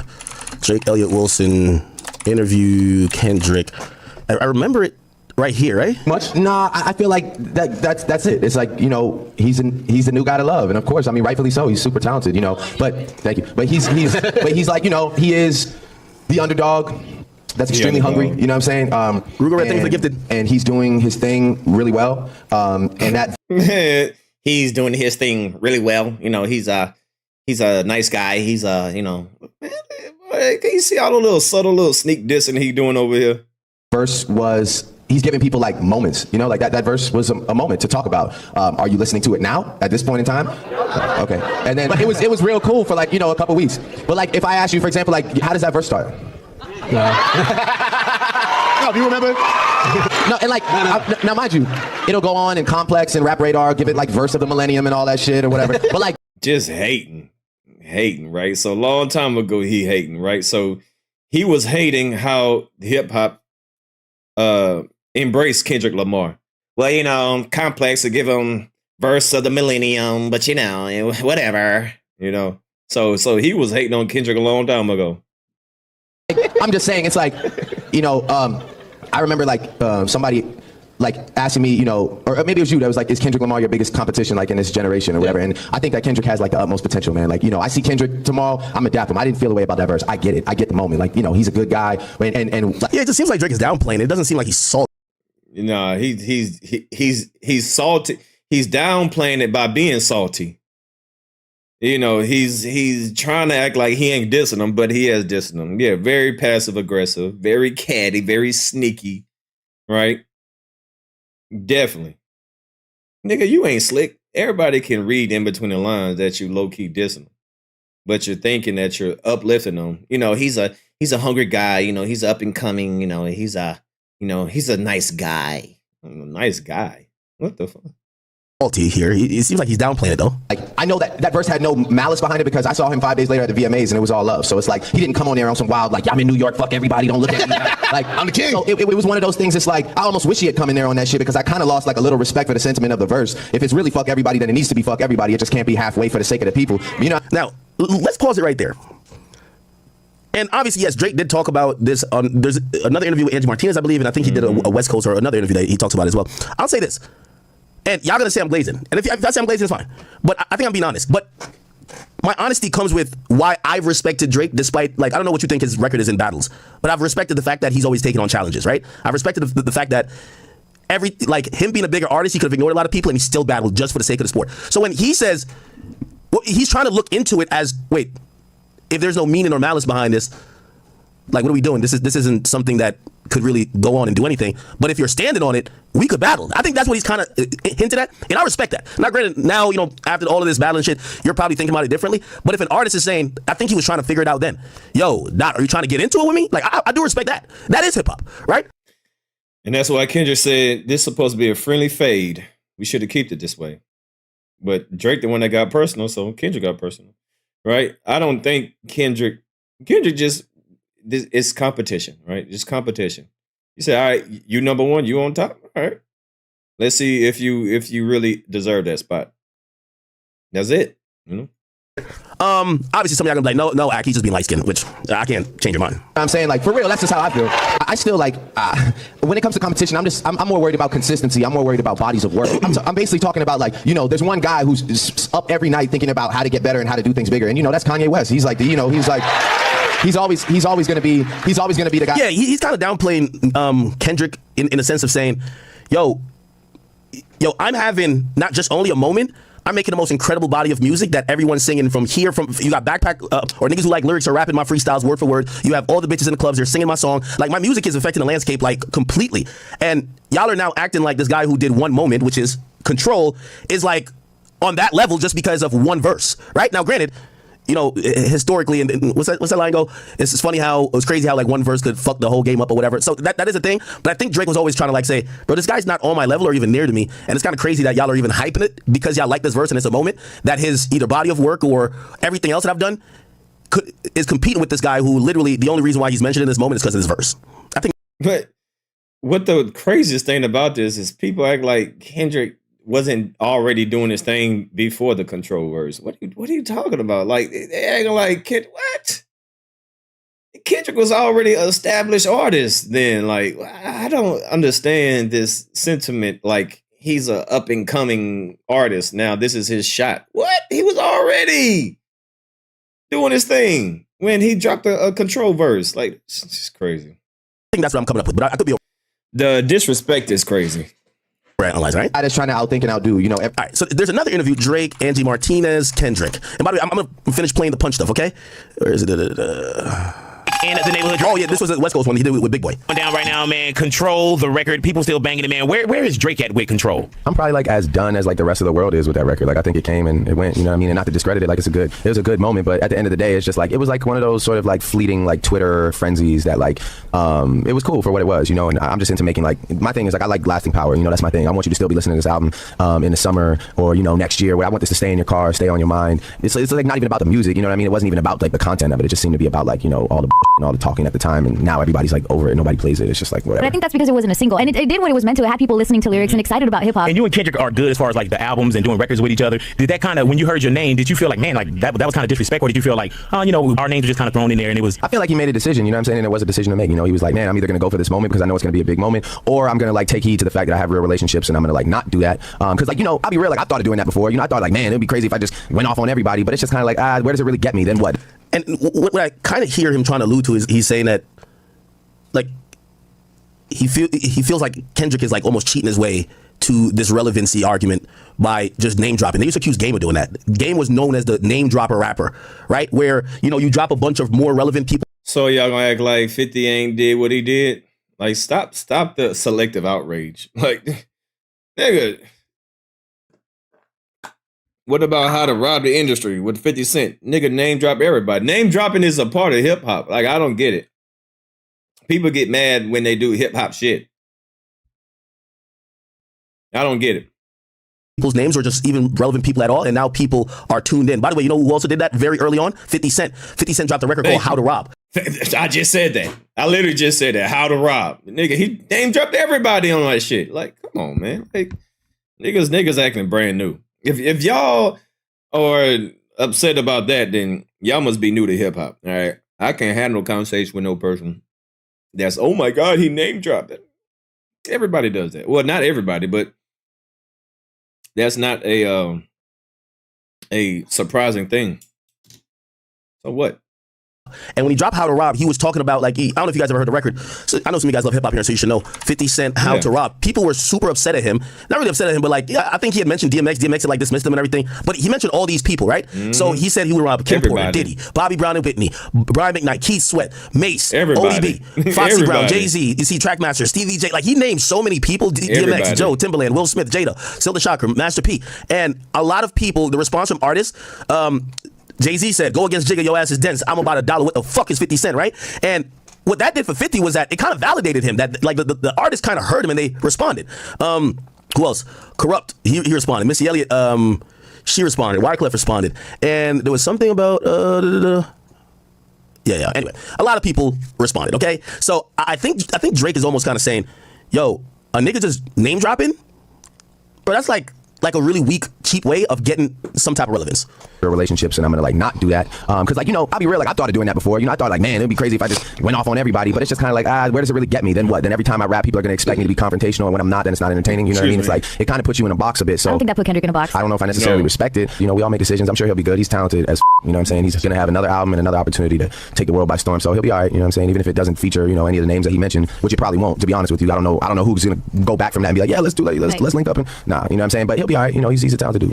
Yeah, just like you and Meek Mill. Yeah. Just like you and Meek Mill. You and Meek Mill battled, then y'all feature on the song. This didn't age well, did it? This didn't age well at all. Does it make you like not want to collab with him? Yeah, I'm good right now. You know what I'm saying? Like I'm just about this album and me, and you know, I don't know necessarily if I feel like 100%. Like I'm not like, man, send me some, let's work. Like nah, not really. You know what I'm saying? Like I'm really just focused on me and OVO and my side of things. You know, I'm not really like into doing like a record with him now. So you ain't Kendrick, you will sleep tonight. Not yeah. Oh, no. That's all I say. Every night. I'll sleep tonight. Okay. All right, so let's just kind of back. New York, New Jersey, New York City, I can tell the people want it. Yeah, I said that. Hey, what's up, now? Pack of Frank in his mouth, rolling on the floor laughing emoji, rolling on the floor laughing emoji, rolling on the floor laughing emoji. Listen, extra ketchup, extra mayo, the whole bottle of mayo just glazed on his face. Appreciate you, Kevin, with the $5 salute. To this, so this is about the control moment. We kind of heard how Drake felt in those interviews, and you know, clearly Drake was just saying like, I'm not feeling it because there's nothing real about it, right? Wasn't there another one? Let me see if I can find it. I thought there was an Angie Martinez interview, or maybe with Hot 97. Oh, here we go. And you and Kendrick are good. No, it's not. Wait, I thought there was yeah, it was on with Angie. Where was his response? Or maybe there wasn't. Maybe it was just a big boy shit. No, it was Angie. Okay. All good. Angie did. So one let's too. go back to this. Then with Drake, he doing interviews like he really upset about it. He was very upset. That Elliot Wilson was telling. Right. And like that kind of threw everybody for a loop. It's like, huh? What are we doing? Especially when once again, I keep pointing back to the roots of things and that you were in a room. Like even Ali talked about it. He's like, he knows how much of a blessing it was to be in an environment where it was highly competitive with not just for artists. Yeah. Anybody who could at any given point in time could be somebody's main artist. Yep. And it's going to be competitive, especially when it's got that going. Thing though, like what we didn't take into consideration is everybody didn't come up that way. So it was second nature for us. Right. You know what I'm saying? But everybody didn't have that same thing. Y'all get emotional, but look, I'm trying to walk. Still aggressive. See, he's not gonna let us have no win. Today we not look. We got set back years, man. But I think about that control, and when I heard it, I was like, damn it, this always needs to be an element of hip hop culture. Anything involved, I don't care if it's mainstream rap, whatever. And that's a good thing that he brought up. That's a part of the culture. You know, it's just like in middle school. Whoever was the best rapper, whoever was the best freestyle rapper, somebody else would try to take their spot. Like it's always like that. It's like basketball, right? Whoever's the NBA champion one year, there's going to be somebody else that's going to try to knock him down. Like, so I don't understand why he got so emotional with that. Take that as a compliment. Take that as a compliment. Instead of bitching and complaining, take it as a compliment and compete. But he won't be all, you know, you want to be Drizzy, BBL Drizzy. However you want to separate the dice, there should always be an element of that. Beyond the high yellowness, what do you think it is that people miss? What do you think it is people miss in terms of, you know, people are like these are the same artists that are competitive about record sales. Yeah. And that's the first thing you see some of them use when they do end up being at odds with somebody else. Why was that missed when it was such a wide net? Because he wasn't just talking about one rapper. It was the now. I think you could have a nuanced perspective on this, where it's like, yo, someone saying, I think I'm the best, and I'm down to rap with all y'all, and I think I would out-rap all y'all, even if they name names. But there is also another level where it's like, yo, bro, every time I speak about you, I'm giving you your flowers. I'm never shitting on you. I put you on my album. I brought you on tour. I'm you know. Oh, Lord. Respectfully, I think Drake was trying to have rap.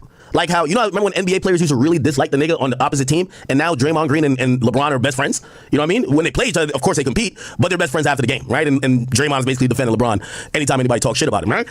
These days, the NBA players are pretty much friends with all each other. You know what I mean? Like in offseason, they hang with each other. Like back in the day, they used to really have animosity. They wouldn't hang with each other, and it was really like, it was so competitive that it was real. I think fans like that factor of the league back in the day. But these days, the players are making too much money to really have animosity against another guy making $200 million, when, to be honest, when you guys could collaborate, make businesses, and do other things together outside of this shit. Like, so you end up seeing a lot of these guys being friends. They don't hate each other, friends. I think Drake was kind of trying to do that a little bit. He was putting his hand around, like, he could have, you got to think about this. If Drake was looking at these guys saying, I want to make sure you guys' careers don't exist, he doesn't bring none of them on tour. He doesn't throw them alley-oops in terms of verses, collabs. He doesn't do any of that. You let them fend for themselves. You don't give them your platform, but he does. So I think there's a way to look at this to say, yeah, if I took you on tour, I fucking put you on my album, I'm giving you a platform, I'm talking positive about you, and I hear you on the record talking about, now granted, the other side is, bro, this is rap, this is how we talk. Exactly. Right? This is rap, this is how we talk. We're competitive. I still love you, but still rap. You know what I'm saying? Stop it. But I'm trying to be nuanced here, where you can look at it from both sides. Drake's probably saying, damn, I did a bunch for this nigga, and this nigga on the record talking like that. On the other side is like, nigga, bruh, harden up, pussy, like, the fuck, like, nigga, this is hip hop, this is how we talk. We were all, we want to out-rap everybody, you know what I mean? And I think I'll kill everybody in the game, right? All right, you could look at it either way, right? Whole years. Man, but I think about that control. And see, that's the thing. A person like Drake, he will try to embrace someone because he's actually scared of them. That's what Drake does, right? He embraces, well, this is just my opinion. He embraced Kendrick because he knew Kendrick could fuck him up. So instead of competing with him, he wanted to be friends and buddy. And he thought that Kendrick would be on the same take that, oh, okay, so you put me on tour? Okay, I would never come at you. Nah, nigga, this is hip hop. All right, so that's the type of person Drake is. Instead of like competing, no, he want to be your friend because he know deep down inside that's a person that can probably destroy me. So let me not compete with him. Let me try to, sun him and try to embrace him. Show him this fake love and all this shit. So, he will have to think about this if he want to come at me, That's that sneaky, shady shit that some people do. You know what I mean? And I think Drake is one of those type. Instead of, competing with the best, he want to be friends with him so he can control him, right? Just like how he does with, him doing all these features, right? He will always have, he thought, with him doing all these features with all these artists, he can always say at the end of the day, hey, I gave you your number one hit song. So if it wasn't for me, you wouldn't be in the position that you in. So that's what I think Drake is. Drake is not like a person that want to help you. He want to control you, right? He always want to have one up on you. Just in case it goes bad, he can say, well, I'll put you in the position that you're in. If it wasn't for me, people wouldn't even know who you are. So I think that's the type of person Drake is, in my opinion. Robert, and when I heard it, I was like, damn it, this always needs to be an element of hip hop culture. Anything involved, I don't care if it's mainstream rap, whatever. However you want to separate it, there should always be an element of that. Beyond the high yellowness, what do you think it is that people miss? What do you think it is people miss in terms of, people are like these are the same artists that are competitive about record sales. Yeah. And that's the first thing you see some of them use when they do end up being at odds with somebody else. Why was that missed when it was such a wide net? Because he wasn't just talking about one rapper. It was the whole gang, even the people on the damn record with him. Yeah, right. Exactly. I don't know, man. I can't explain where that comes from other people. Right. Or why they feel the way they felt. To me, I know it was friendly competition. Right. It's like we on the court, we playing basketball. I'm trying to win the game. That part. Now, I get what Punch is saying, and I do think he's making a very reasonable take. Right? But I said there's kind of two ways to look at it. If you're going to say Drake had a right to feel whatever he felt, or whatever sentiment he was kind of like conveying in those interviews, you're going to say he did a lot for these niggas, and these niggas basically either seemed ungrateful or, rather than reciprocate love, they're talking shit. On the other side, it's like, nigga, that's not talking shit, that's just hip hop, right? Exactly.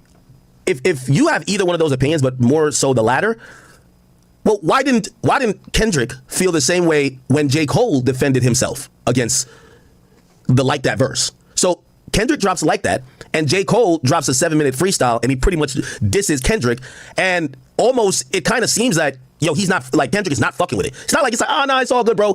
It's just hip hop. You're just getting your shit off like I got my shit off. Seems like, and by the way, it even seemed that Cole knew that Kendrick felt away about that, and that's why he took it down. So we got to try to also keep it fair. If the sentiment here is, bro, I should be able to say fuck you as long as it's in the name of rap because we're competing. Well, when J. Cole responds to a nigga saying fuck him, it feels like Kendrick cared a bit. And even if you hear the rumors, they said that they told Kendrick to or Kendrick's people, or I don't know if it was Schoolboy Q, told Cole, get out of the way, right? So that becomes a little bit interesting. I mean, we can go get something to eat after, whatever it is, but while we playing, I'm elbowing you, you know what I mean? Shoulders is going crazy. Right. It's like a pickup game. Yeah, it's still love. Yeah. Like, I don't hate you, but it's cool. Like, we good money. But again, everybody wasn't raised that way. It's unfortunate. It's unfortunate. Okay, then they start talking about Like That, and I think going into Not Like Us. Here we go.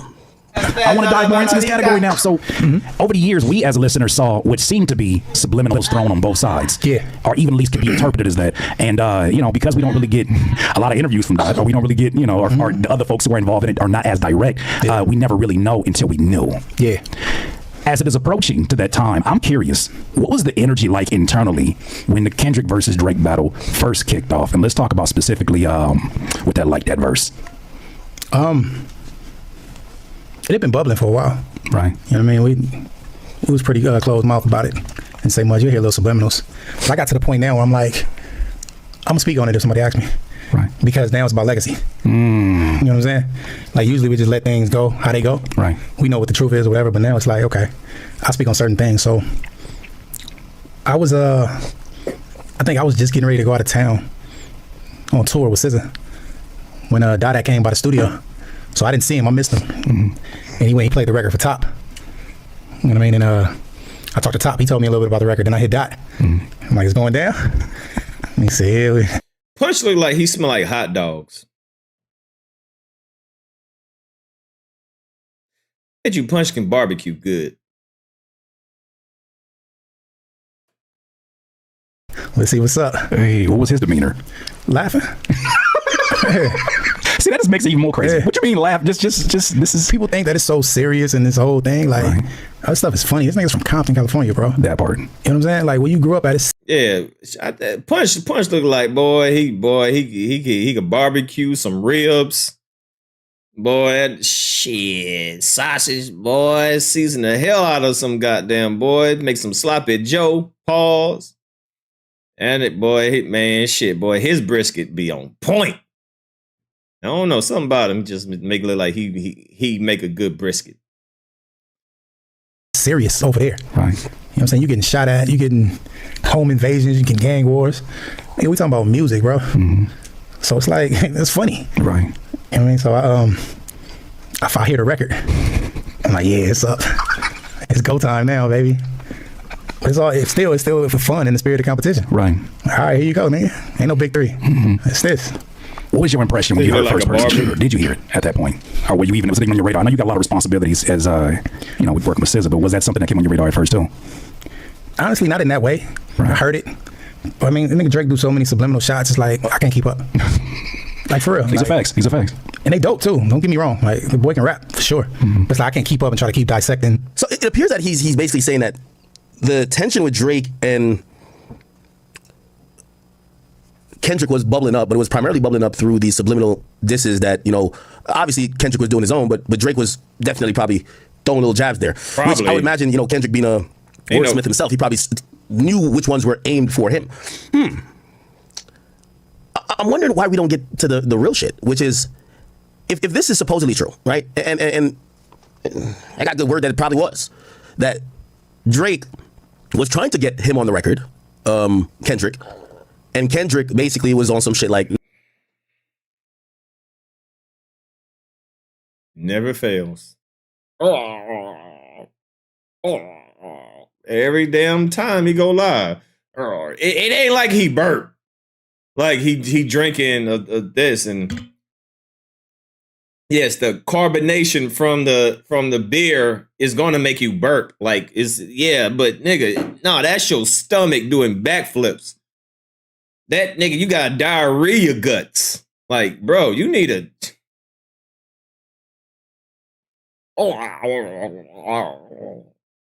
and no, get him on the record. Probably was bubble guts. Drake bubble academic was trying to get him on the record. Kendrick. And Kendrick basically was on some shit like, God damn, man. It must have been some real breakdown or some miscommunication somewhat, because why would Drake reach out to get Kendrick on first person shooter? Why would he reach out to get Kendrick on first person shooter if it was already like that? I don't know. Shut up, I would love to hear that be either affirmed or denied. Did he reach out? What did Kendrick think about him reaching out? Why didn't Kendrick jump on that record? Did Kendrick then feel like it was a slight that he didn't get on the record, but then they're on the record talking about, yo, me and Drake were like the Spider-Man meme. It's basically 1 and 2. We the big three, like we started the league, and now I feel like Muhammad Ali and all that type of stuff.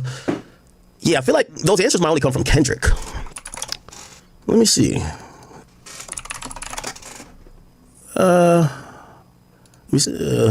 How proud were you to see Kendrick's Super Bowl performance and the full circle moment it represented? Oh, it was absolutely insane.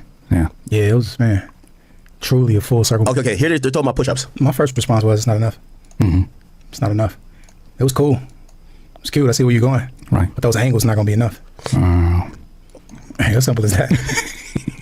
Plus, what you call it was #1 on the charts. Was it? Like that. Like that show. It was going crazy. Yeah. And see, to me, what's funny is that no matter what his current... Again, I know we've beaten this topic into the ground, but let me ask y'all a question. If Drake drops Family Matters immediately, no push-ups, because I do think push-ups was also meant for a bop. Like, it kind of had that beat where it was kind of like, oh, you could play it in the... I forgot how push-up goes. See, this is how bad the battle went. I forgot. How does the beat start? I don't even remember. I don't even remember how this shit starts. Oh, okay, now I remember. I literally forgot. Like, how does it even start? Like, what beat? Yeah, I remember. #1 fan. Your first #1, I had to put it in your hand. Oh, okay. Club. Obviously not back. It's not back to back, but it had that. It kind of has that tempo and that shit where it's like you could have made it a hit, right? Let's say 2 scenarios: Family Matters drop first, or Push-Ups is a record that everybody's chanting. Is it over? No, because at that point, does Kendrick get a chance to even drop a Euphoria, or he has to come with his version of a bop, which means he would have had to drop a song like Not Like Us immediately. Circumstances are, I still see so much DNA in a moment like that. And by the way, I think Push-Ups is fire, but I don't think Push-Ups is a hit song, right? It's a good diss song. It's not a hit song. Not Like Us is a good diss song and a hit song. Yeah. For a record like that, for the artist, you can't be bots. That's a highly competitive hip-hop verse on a club record. Right. And I'm watching, like, Punch, y'all did something, and we're going to have to get to this because it is literally transforming channels like my own who've been wanting to talk about this stuff for a long time, the culture. But the culture did get into a certain place where, the algorithms that be, I can't even say powers that be, the algorithms that be quieted a lot of it. But when I started seeing all the videos popping up and I'm seeing demographic. Emmanuel Doe, thank you for the 10 Canadian. He says, let's be real, this topic is a distraction and we've heard this all before. Dark Kenny was low-key cooking. Drake got a little spooked, didn't he? Laughing my ass off. I told y'all onto something. Keep going. What else you want me to say? Just right up the Rico. Fix that I don't usually see. Yeah. Bar for bar reciting what he's saying. I don't know how somebody doesn't see. I gotta tread carefully with this. That's a verse we're talking about. Yeah. What's like none of the world powers that ruled the world actually seen when they was gonna face destruction. One more time, you said none of the world powers. Yeah, that was dominant at the time. Like if you look at anywhere from Babylon to Medo-Persia to Egypt, whoever, they were so powerful that they didn't see a situation where they would fall. So you kind of missed it. Right. I mean, you get into decadence and this whole thing, and before you know it, your whole camp's surrounded. I want to. Can you drop a book? I want to master this art of talking because I'm saying if certain times I didn't say it too much, you say just enough. Cheers to you, sir. Okay. In true maniac fashion is what I call it. My thing is I love a healthy level of maniac. I got it in me. I love a little bit of crazy. As people are gassing that Push-Ups record, as people are gassing the moment, and then we get a follow up with the Tailor Made freestyle. which I just, at that point, I'm like, okay. So would you say he's saying that Dark Kenny folks was right? Now they're gonna put a Rico on. I think something in the near future. Something. I think Drake gonna get R. Kelly'd. You know, he gonna get Diddy'd in a couple of years. I don't know. There's just a lot of stuff going on, man. Okay, what's going on here? To me, I read that as, okay, it sounds like someone might be getting nervous because it's too quiet on this side. I read it as his first mistake. How so? Because to me, it felt like a mockery of the West Coast. Absolutely. So when you do that, you're gonna unite it. You know what Hey, I'm a fair person. I think that's I don't look at it as a mockery. So then when I don't look at it as a mockery, I actually applauded the move in the battle. I still like the song, but I do understand that element that on the West Coast, which by the way, this idea of the West Coast was a huge element that really united to help. Like they literally said, not like us united the West Coast. And I'm like, so you're telling me a song that you're saying we found the pedophile united the town? United the fucking coast where you're like, we found the pedophile, he's over there. And it united the whole coast? That's what y'all united over? That's y'all, we are the world? Okay.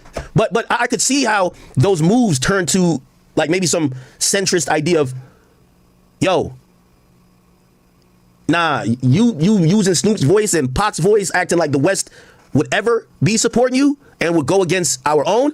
We got to show you that we won't ever go against him, and we're going to show you the power. I could see that idea, so I think that's a valid point. Even though, I'll say valid point. I'll let him cook. Yeah. If it was any type of division or anything at that time, once you do that, right, you're gonna get all the people together. You're gonna congregate them. Hearing an AI version of Tupac's voice delivered by that guy has never made me rip off the High Yellowness off me. I've seen it. Now, here's the problem with how that this is the misremembrance of the battle during that time, and why I believe, they're going to say, and I'll agree that TaylorMade didn't age as well as maybe some of the other records, but here. That was the worst diss song of all time. That shit needs to be wiped from existence. That was the worst diss song of all time. Here's the reason why it doesn't age that well. It doesn't age that well, not only because Kendrick did respond and he responded pretty, very strategically. It doesn't age that well because what is left out of the story is that right at that moment when Drake drops TaylorMade Freestyle, there was like a renaissance of AI music. We've never heard that much AI music where people were creating diss songs for Drake. They were creating diss songs for Kendrick because there was so much anticipation on when are you guys going to drop. By the way, think about it. Have we seen that many AI songs recently? No. By the way, UMG put their foot down about all those AI songs. So we started seeing a lot less of those. But in that moment, AI was being talked about a lot, where people were even saying, maybe Push-Ups is AI. If Drake don't claim it, it's AI. So Drake, understanding that moment, he did a momentary reflex move by using AI with himself, but in a way to kind of almost poke fun and to jab at Kendrick, which in the moment I thought it was genius, because understanding how current shit is, and that is the topic about all these AI songs, great. Now after the battle is done, we don't even think about AI songs anymore.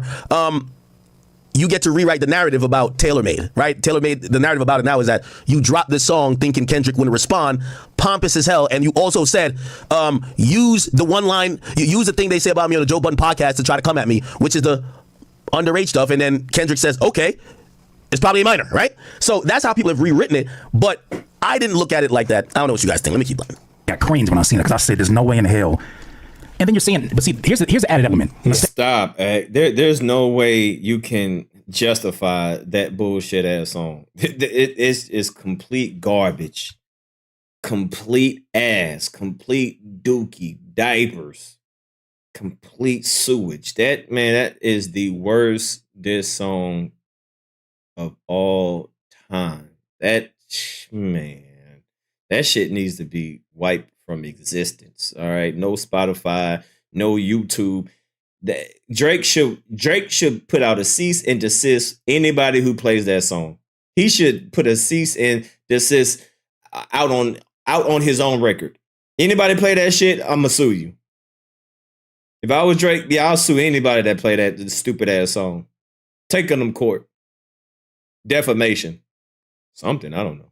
Mistakes are made in every battle. The added element that got me is some of the things that you see in the political sphere now entering the hip hop media sphere. Yeah. And now you're getting a pushback with a lot of different outlets that are trying to help a moment where maybe they themselves were a little bit nervous about it. Because I remember, if I'm speaking to specifics, I remember DJ AKADEMIKS was counting down days and saying, 3 days since, we haven't seen a response. In the back of my mind, Punch, I said in the video, I said, after this TaylorMade, I said, good guys, you're going to get a master class coming up. Yeah. I saw the way y'all worked. And that, you know what? And you privy to that. Everybody else didn't see that. Yeah. And everybody think we don't put out enough music. So they took that as some sort of weakness. As now, me doing the countdown was me realizing, and these guys, like, I get what they're saying. I knew this was going to be possibly the biggest battle of all time, and it was.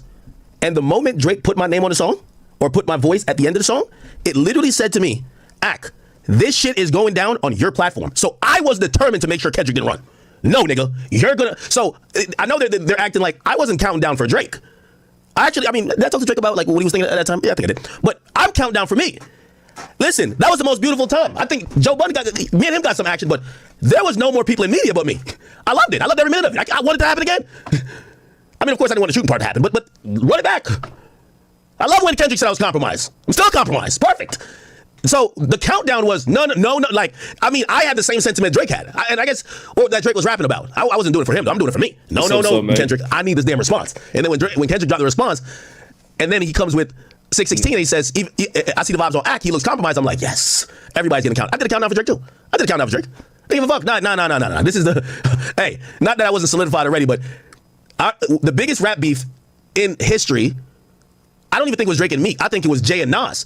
I notoriously remember songs or interviews or whatever getting premiered on Hot 97. Hot 97 was a centrist or the central media outlet for that battle.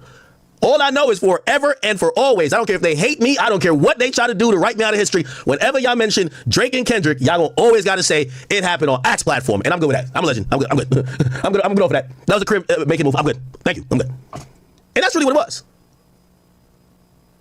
You know what I'm saying? Now, No. Cap. Stop the cap. Stop the cap right now. Stop the cap. Why the fuck you lying? Why you always lying?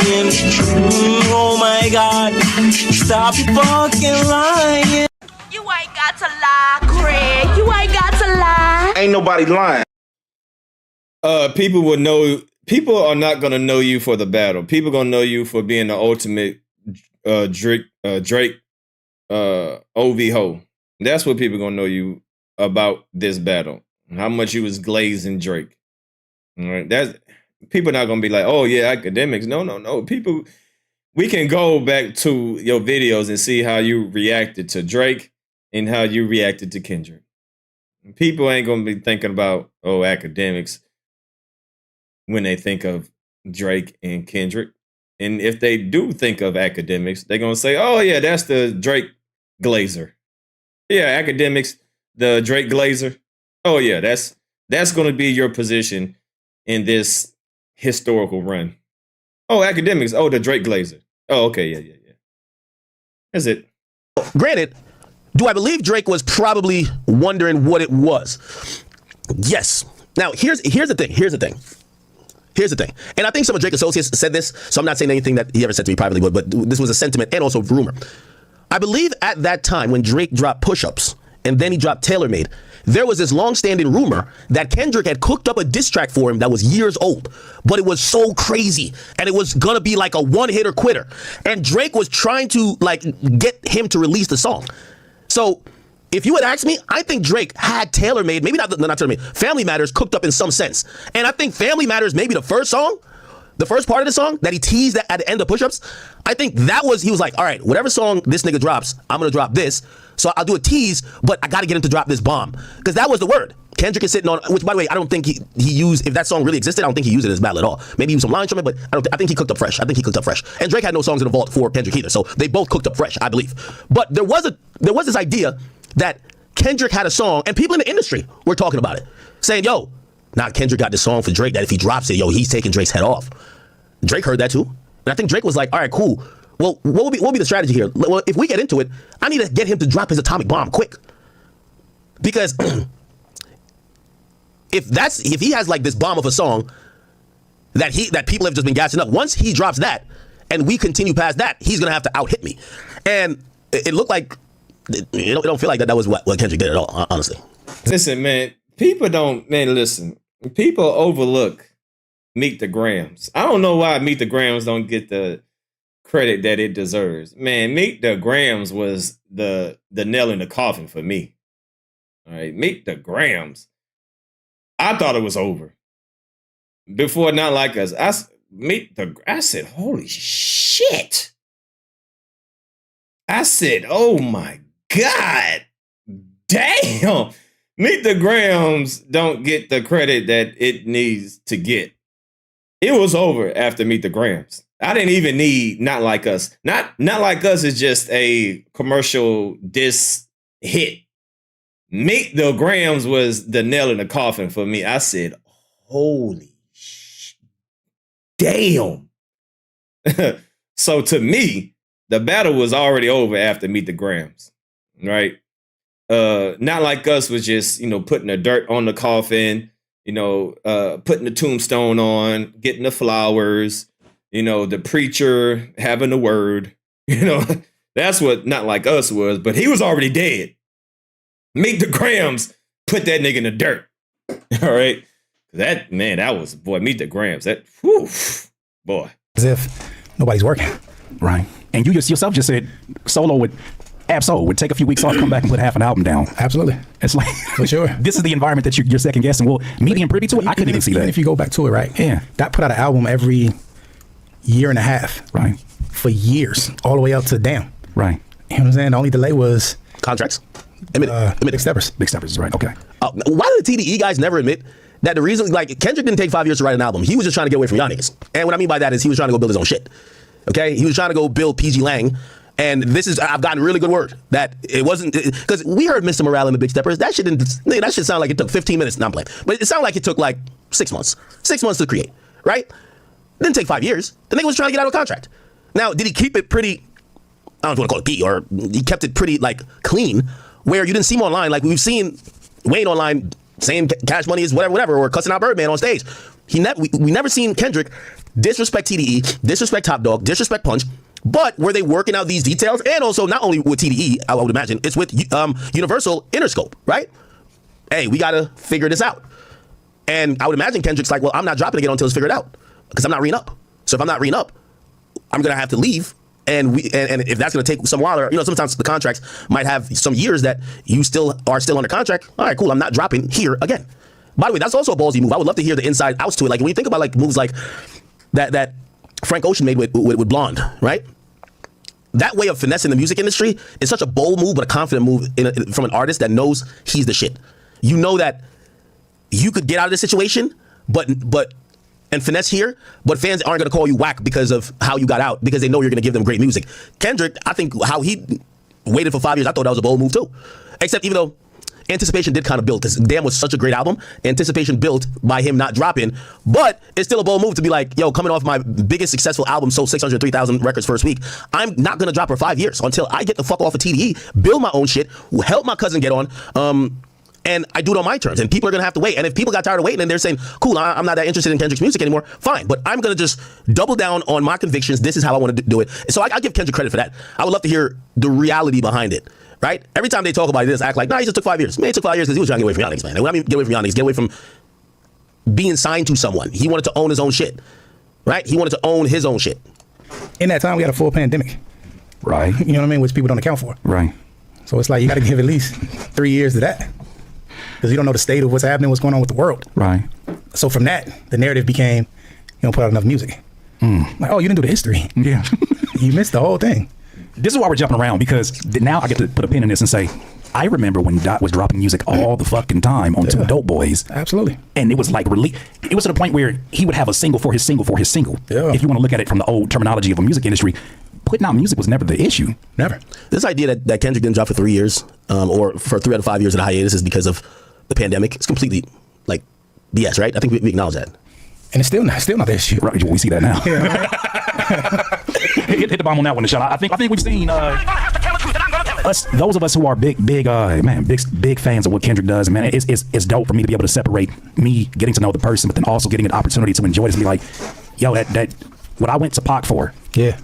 I'm getting what I was hoping to get from 3 Stacks at some point. Mm-hmm.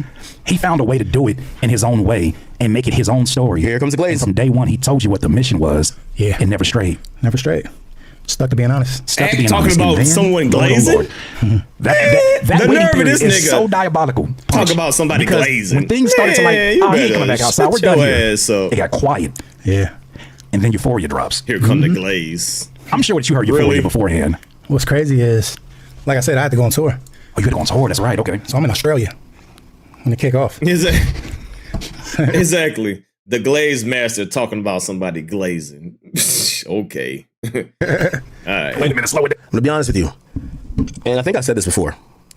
It's really close between Family Matters and Euphoria as the best diss song in that battle. When I first heard Euphoria, I was driving to the liquor store. It dropped like at 11 a.m. I'm driving to the liquor store. I heard about it so Don't ask me why I'm going to the liquor store that early. Getting a bottle of Henny. And when I heard the shit, I was just like, oh, nah, Drake up 1-0. I mostly said that because it took so long for the song to build up. It took a while for the song to get to the point of where, you know, make, like, you know. And I said, this slow, want to be strategic way of responding to push-ups, a record that's, yo, it's the beat drops immediately. Kendrick is on the timing of thinking, let me give you 300 bars, while Drake is on the timing of, I'm going to drop the hits. In hindsight, Euphoria, I've given credit for being the blueprint of his strategy book, breakdown that's cerebral. It's a really amazing song. I've said that, like, conceptually, the beat changes, production-wise, I like Euphoria a lot. I can't lie. But when it first dropped, I scored it. And by the way, here's the thing how I scored, because I think my scoring was different. If I put it against push-ups, did I say push-ups won? If it was against push-ups, even though low-key, I was actually saying push-ups responds, yes. So like that responds to first-person shooter, and Euphoria responds to push-ups. Right? Yeah. And by the way, people's opinions do change. Love push-ups. But Euphoria is, when you watch the battle, you appreciate it more, right? Because all that little spooky shit, that's why you have these little deranged fans now, like they're going with the spooky shit. Kendrick said it on Euphoria, and then somehow kind of he wove that web over time. So is he finally admitting that Kendrick won?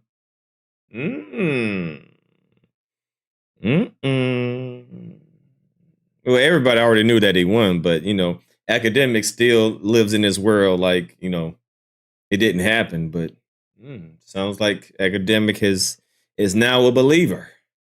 Which makes the song a little bit more special. But in the moment, I was just like, that's not enough. Down. You're in Australia. Yeah. The irony. Continue. That's hilarious. So we out there, since doing our shows, and I called Dot like, yo, I need to hear this record. Because we had been talking about it. I was like, I'm gonna fly home. So we had a gap of about, I think, 3 or 4 days between shows. Right. I took that flight from Australia all the way back home. Oh, wow. Went to the studio. He pulled up on a Room Full of Mirrors session. Yeah. He pulled up. I played the whole Room Full of Mirrors album first. Yeah. Then I made everybody leave. You made no pushback. I know folks had their ear to the door or something. It was funny. Everybody left right when in the booth. Yeah. Huge booth. And he played me the joint.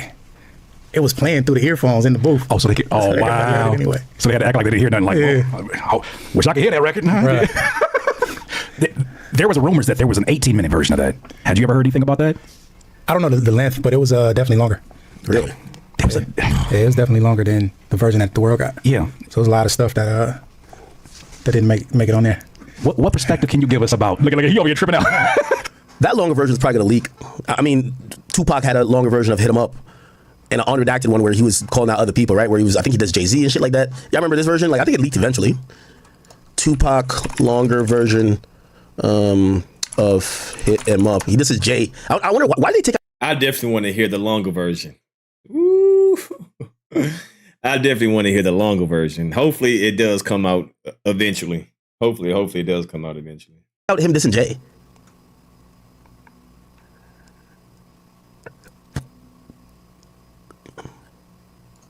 Suck ass. Hey. Nah, I think he did this one, the outro or something like that. Right? Oh yeah, the original with the Jay-Z diss. I wonder why do you take out a Jay-Z diss? Back the fuck up when you get smacked, you motherfucker. Now when I came out, I told you it was just fuck Biggie, fuck Bad Boy and the staff, record label, and as a motherfucking crew. And if you want to be down with Bad Boy, like I can't play this full thing on YouTube. Fuck you too, Jay-Z, Lil all of y'all motherfuckers. Fuck you, die slow, motherfucker. Yeah, he took that part out. And my phone make sure all y'all kids don't grow. You motherfuckers can't. Yeah. What perspective can you share with us about? Somebody said Jay-Z had Tupac shook. Nigga, shut the fuck up. Never in a million years. The version we never heard. It was just some things in there that I didn't think would have been beneficial in the long run to put in there. So I gave him my input on that or whatever. So he took some of those things out. Now Kendrick infamously said, "I got 1, 2, 3, 4, 5 plus 5 in stock." I know I'm moving up, but I want to ask this specific question because I still want to walk down the timeline. Have you had a chance to hear the mother 5 in stock? Nah. Okay, so moving along the timeline, we talked about, so what is that? That is Euphoria, and then what is the next one that we get? Do we finally get? We don't get Family Matters. There's another one that was a leak that happened in between. We did 616 in LA. Right before that is. That's the timeline that I had to think about. So 616. Do you know what's crazy, Punch? Oh, he has that Married Alive. That's the one I was talking about. I know I always missed that one because I didn't listen to that one. That's the one I didn't listen. At this point, I said I have this theory, and I'm just gonna put it out there. I'm not putting words in your mouth, but I have this theory that he started just dropping shit to see what Dot was gonna do next because he wanted to see his damn self. Man, because this was pure cinema. Maybe, I don't know. I know it's tough when you engage like that, right? To deal with silence, because silence become a whole different enemy. Right. That's the Absol calling, by the way. Yeah. Should I go ahead? You mind? Nah, for sure. Hello. Hello, Absol. Here we go. Look, God, you know that I'm a work in progress. I just gave you Mr. Morale, which to me now, in retrospect, feels like almost like a purging before engaging in such a thing as this. How did you read 616 in LA, and what made it unique to you? So again, everything is wrapped up around this Australia trip. Right. After I heard Euphoria, I flew back. Gotta be here for this. Right. I flew back on tour. Euphoria dropped. I don't know. I think it was the next day, maybe, or I don't know how long it was after that. But I heard 616 when I was getting off the plane coming from Australia. Wow. Yeah. So to me, I just took it as he was telling me to think about this whole thing before we go too far. That's what I took it as. It's like, just, think for a second. Right. You know what I mean? I'm telling you certain things, like really think about where you want to go.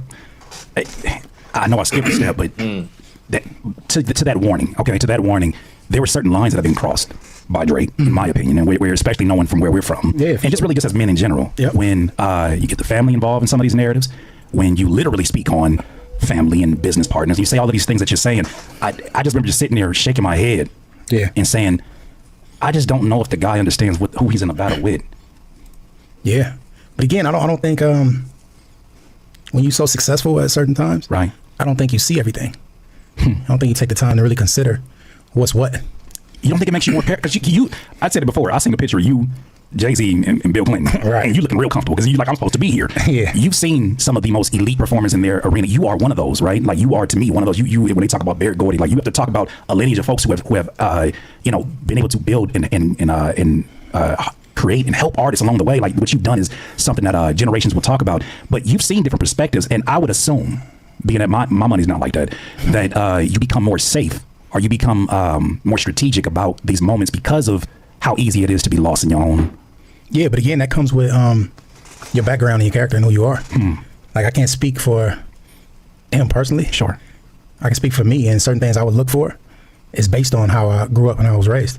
So I'm always being tuned to certain things. Right. You know what I mean? I can't say that for everybody because everybody got a different experience. You know what I mean? But what I do know is you can be blinded by so much success at times. Right. There's even times when I've been in that situation that to will it back in. Like, hold up. Yeah. I'm gonna get caught up in this whole thing.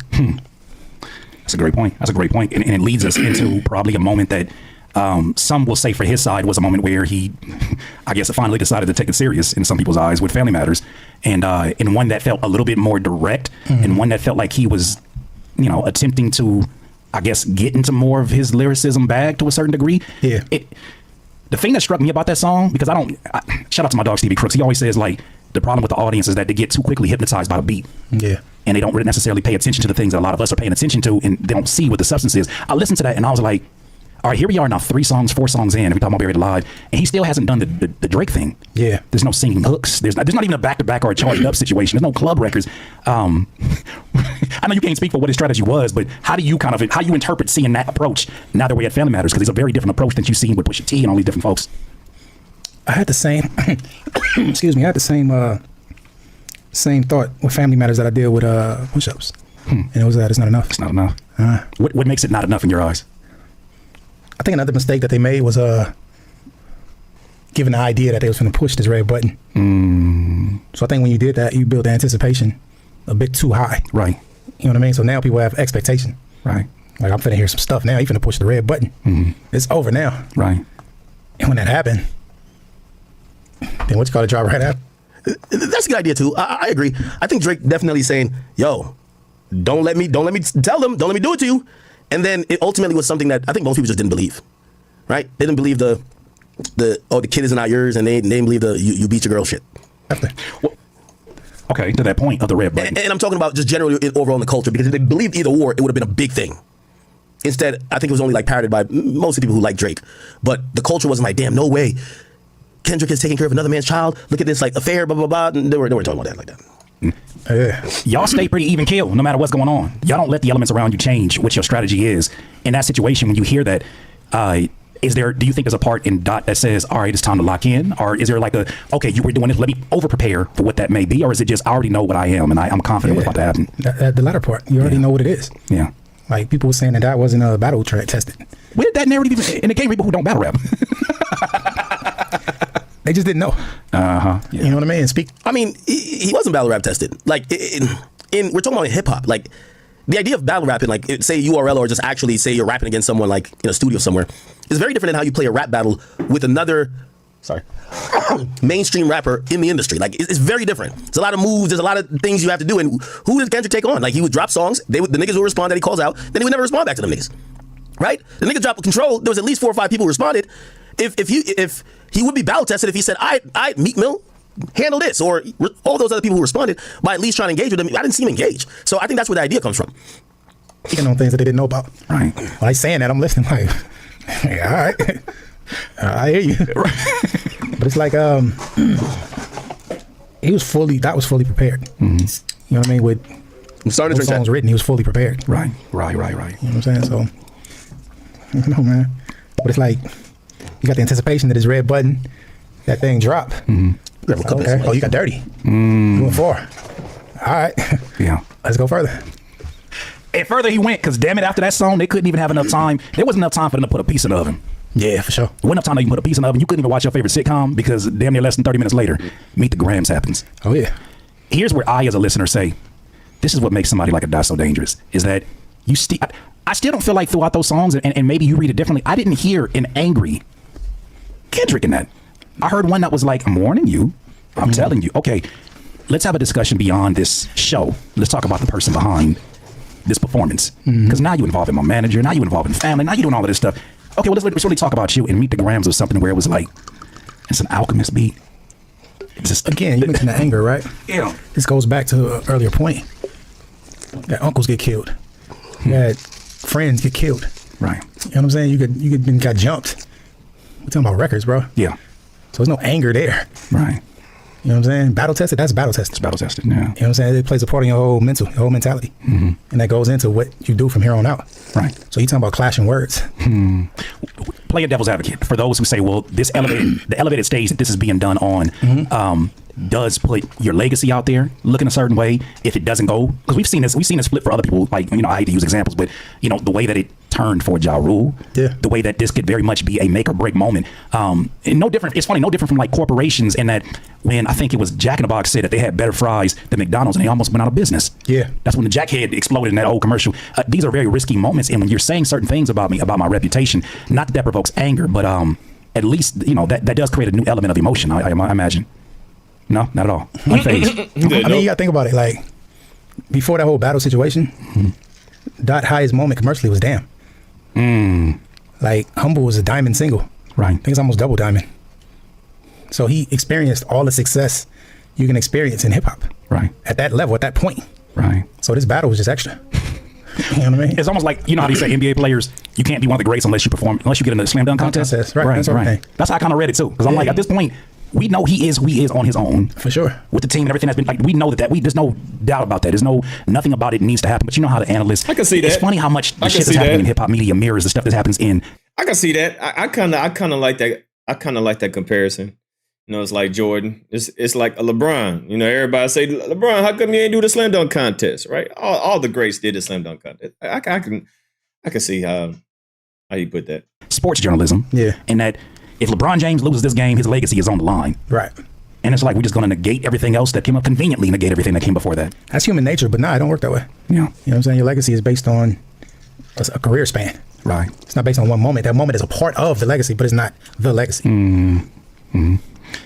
Okay, so Meet the Grams happens, and oh my God, I listened to that record, and this is where I'm like looking at it, I'm like, to me, it's that Mamba mentality, and it's a reason why when Di sat across from Kobe, and Kobe said, you know, who reminds you of yourself in a music form, and he said, of course, Kendrick, without a doubt. Yeah. I looked at this and I said, all of those, going back to the moment I told you, when I heard a record where they all played, everybody in TDE played the role of a different member of Wu-Tang for fun. Yeah. It wasn't a record where they were like, oh, we do this, we're gonna go crazy on the blogs. That was a record that they did because of the love of the sport.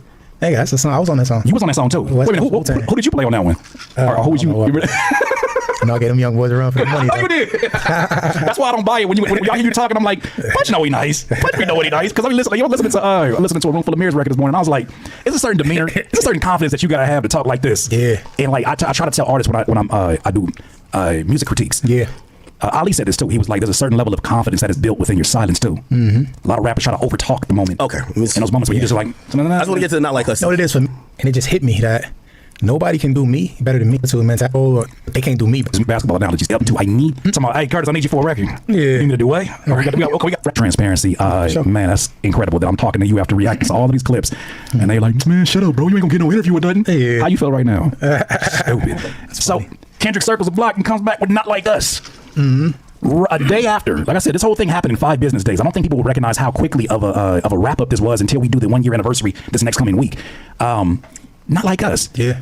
First of all, why do you think people didn't think he was capable of being the one to get a record off like that? Because I heard that narrative a lot where they were like, man, just wait till Drake drops the hit record, and when that happens, it's a wrap for you guys. I'm like, you act like this dude ain't the songwriter that you just described in the beginning of this conversation. Yeah. You know what? Somebody made the point. I think it was maybe Ebro or somebody. When he said that Drake fans aren't necessarily hip hop fans, and that plays a huge part in it. That's such a horrible point, right? So, you see, Kendrick fans are pretty much a monolith. You can't like Kendrick Lamar if you're not into super lyrical dexterity. Like, Drake does 15 different things. Drake's a complete pop star that makes songs that are going to be TikTok bops. I'm not muted, right? Second of all, Drake also has like you have a section like me. I like Drake rapping. Sometimes R&B. I love the R&B too. But like to say that if you're a Drake fan, you're not a hip hop fan. It's like no. There are certain women who they don't listen to Do Not Disturb. Like they wouldn't put on a 5 a.m. in Toronto. They don't want to hear 9 a.m. in Dallas. They don't want to hear 6 p.m. in New York. They don't want to listen to that type of stuff. They don't want to hear Middle of the Ocean. They want to hear Jaded. They want to hear. That's how they talk to Drake. That's how Drake talks to them. Drake is talking them through their emotions and feelings and all those type of things. And that's why I don't like when people try to devalue or just like erase what a nigga is done. Not because he does 5 things means that.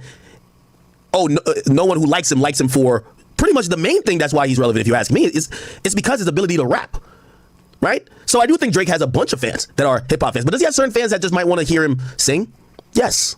Hear him do R&B? Yes. People who they're like, oh, I like Drake, but they'll play, it's like older people, they'll just play like Hotline Bling or something. They'll play a pop song of his. Yes. And do those people not really give a fuck about his rapping? Yes. But is there like hordes of people who listen to Drake and want him to even rap more? And actually, I'm one of those people who criticism of him over the years has been like, bro, you're starting to kind of, remember I said even with First Person Shooter, I was mad at Drake. I said, Drake, you've never let J. Cole wash you ever. You've always given that boy belt to ass, lyrically. Yo, your pen might be getting a little bit rusty. You're rapping with Yachty a little bit too much. Because I've always known Drake rap with the best of them and always out-rap. I'm telling you, Drake gave Kendrick to be too. Any collab Drake did with Kendrick, I always thought that Drake outdid him, lyrically. My personal opinion, y'all can weigh in. But the idea that if you like Drake, you're not a hip-hop fan, well, why would Drake get his biggest come up from being hip-hop then? If hip-hop fans aren't his core audience or aren't the people who like him, why would he do hip-hop? Anyway. So a lot of the talking points and ideas is not based on hip-hop, but it's based on love for Drake. Damn. Well, you know what I'm saying? I can agree and disagree with a little bit. But Drake, his audience is different, right? Because of the Hotline Bling, because of the guys playing, because of the I need a one dance, you know what I mean? So it's not all just necessarily hip hop, where Kendrick is, his core fans are mostly hip hop. But I can agree and disagree at the same time. So I could see both sides. But the reason why Drake is Drake, because just like Akademiks said, he makes these pop songs that is not just for black people. It's for everybody. It's for everybody. The God's Plans, I Need a One Dance, those type of songs, Hotline Bling, those type of songs that, go through different cultures, not just hip hop, So I can agree with both sides a little bit. And so it's like, if we love hip hop and we have a certain, but those people that like Hotline Bling are not going to understand hip hop when it comes to this battle. So that's what Ebro is talking about. Like, this battle has nothing to do with Hotline Bling. This battle is about execution, lyrical ability, and the best song, right? So those fans are not going to give a shit about the battle. They just waiting on his next Hotline Bling song. So I can understand what Akademiks and Ebro is saying on that. Kinship within that. Right. We're going to be able to admit where our favorite was wrong at some point. Sure. You know what I'm saying? The other guy that ain't our favorite was better, or whatever that might be. He didn't have it that day. Right. That don't happen with a lot of Drake fans because they love him to death. Yeah, he can't do no wrong. And that's just it, which I feel that cool. Right. Great. But it's like, I think that's where that narrative came from, and it's based on back to back. You know what I'm saying? The song or the song itself? Okay. Drake's song, back to back. Right. That's when he got meek with that. Right. You know what I'm saying? And people was waiting on history to repeat itself with that joint. And that's why it's so funny when I look at some of the Easter eggs. He said, back to back. I'm gonna get back to that for the record. When I see things like that, like, okay, here's a question I have, because, no disrespect to my dog DJ Head, but he kind of like killed a lot of the conspiracy theories of like, when he said this, he meant this, and da-da-da-da, and da-da-da-da. Yeah. And he kind of was like, man, he ain't really on all that stuff. And I said, respectfully, Cap, because I've been around y'all and I've talked to y'all. Last conversation I had when I went to go visit even the homie a Daylight, the casual conversations we have are not normal conversations, and I can only imagine what it's like in the family dynamic at TV. I saw some of these. Y'all are brilliant minds. Appreciate that, brother. I don't look at anything of this as accidental. So when I see some of these things, yes, sometimes when it's your time, certain things will connect. Yeah. But how much of that do you think was calculated on the part of Kendrick? It's super calculated. Right. Yeah, he calculate a lot of things. I mean, I'm not gonna sit there and cap and say that everything was sure. You know what I mean? Because some people just reach. I'm looking at stuff. I'm like, come on now. Right. But the majority of the things are calculated or taken into consideration. Right. You know what I'm saying? Y'all are well worked. Y'all are well read. Y'all well versed. Y'all the kind of references that I heard you even bringing up today about the Egyptians. I'm like, you casually say that. Right. This is what drives all of the energy with it. Like, nah, he meant that. Nah, run it back. Run it back. That's a quadruple entendre. It's funny. I never forget. Soul came to visit me when I lived in Rancho, and he told me. He said something like, I got both hands in the pot like I'm ambidextrous. And he said, you corrected him about it was something about that detail. And he was like, man, he's like, but see, that's why punch is so important, because there's moments where I'm like, I'm in my bag. And he's like, no. You what did you mean when you said that? So when I know that kind of deep, like no. Okay. Drake's talent and skill as a.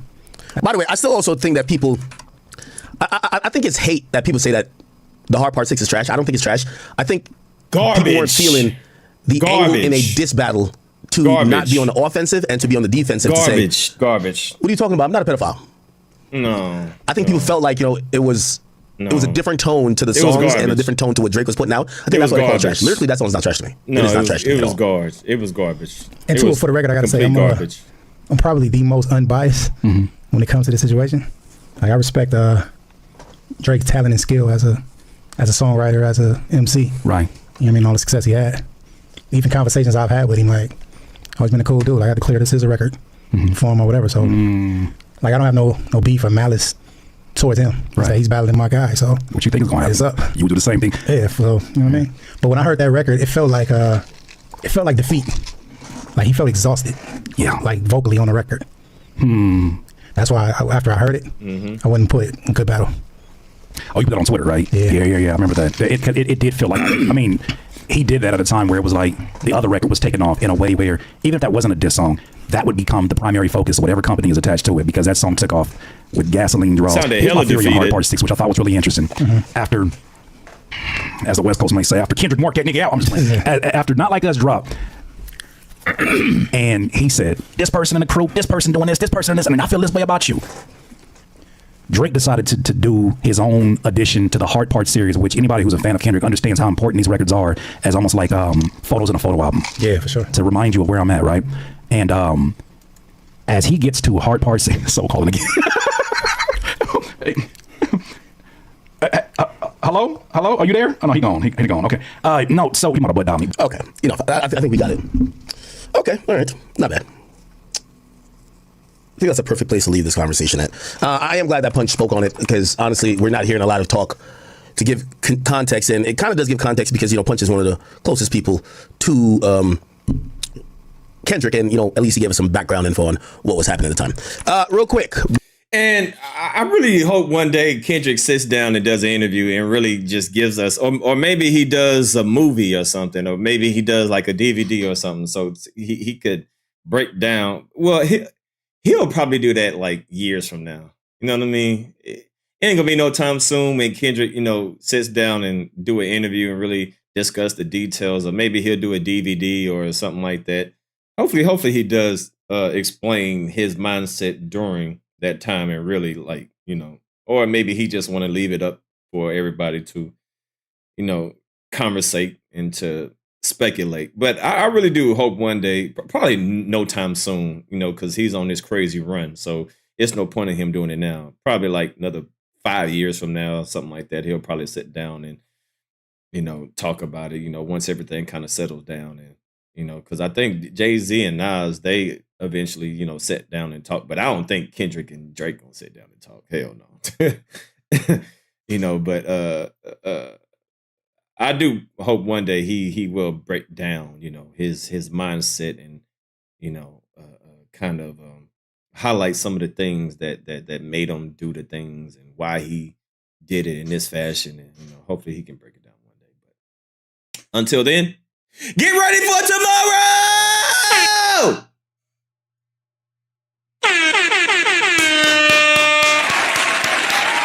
All right. That's the end of the live stream. I'm done. The next time you see me, I'll be drunk singing to SZA. All right, I'll be on stage with my boo. Yeah, if y'all got any details of a pop out, you know, if there's somebody said SZA gonna be popping out. If so, let me know. All right. So other than that, shit, I'm about to get up out of here. You know what I mean? I gotta map out how I'm gonna do everything tomorrow. I'm gonna be in the building tomorrow, man. So y'all stay locked and ready, man. The GNX concert, Damn D will be in the building. Me and SZA will reunite, and we will have a special moment tomorrow, right? And we gonna go live and all that stuff. So me and my boo, SZA, I see you tomorrow, baby. Okay. All right. So y'all get ready for tomorrow. Damn D will be in the building. GNX concert is going down. All right. I'm about to get up out of here. All right. So other than that, man, that was a dope interview. Shout out to Curtis King, man. That was a if y'all haven't checked out that interview, definitely go watch it. Go watch it in its full entirety. All right. Other than that, I'm about to get up out of here, and yeah, man, I'm about to get up out of here. Say if D get on stage with SZA, he gonna throw. Listen, man, I'm telling you, if me and SZA lock eyes, it's gonna be over. I'm telling you. I already told y'all what's gonna happen, man. I'm telling you. She say, "Come give me a hug." She gonna, ooh. That's the first thing she gonna say. Ooh. Mm-hmm. Mm-hmm. Y'all get ready for tomorrow.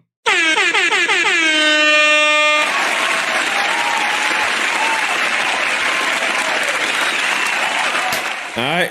So other than that, hey, lock it in, man. Everybody get ready tomorrow, all right? I need y'all to, you know what I'm saying, share it to everybody. Put it on your community wall. Hey, Damn D's at the concert. Put it on Facebook, Twitter, TikTok, whatever y'all got, man. Share my live stream tomorrow. Man, this thing need to go. I need to get 1 million views tomorrow, man. All right, we got to get 1 million views tomorrow. This thing better go viral. All right, because I'm gonna do a lot of content tomorrow. So other than that, I'm gonna get up out of here, and I'll see y'all tomorrow.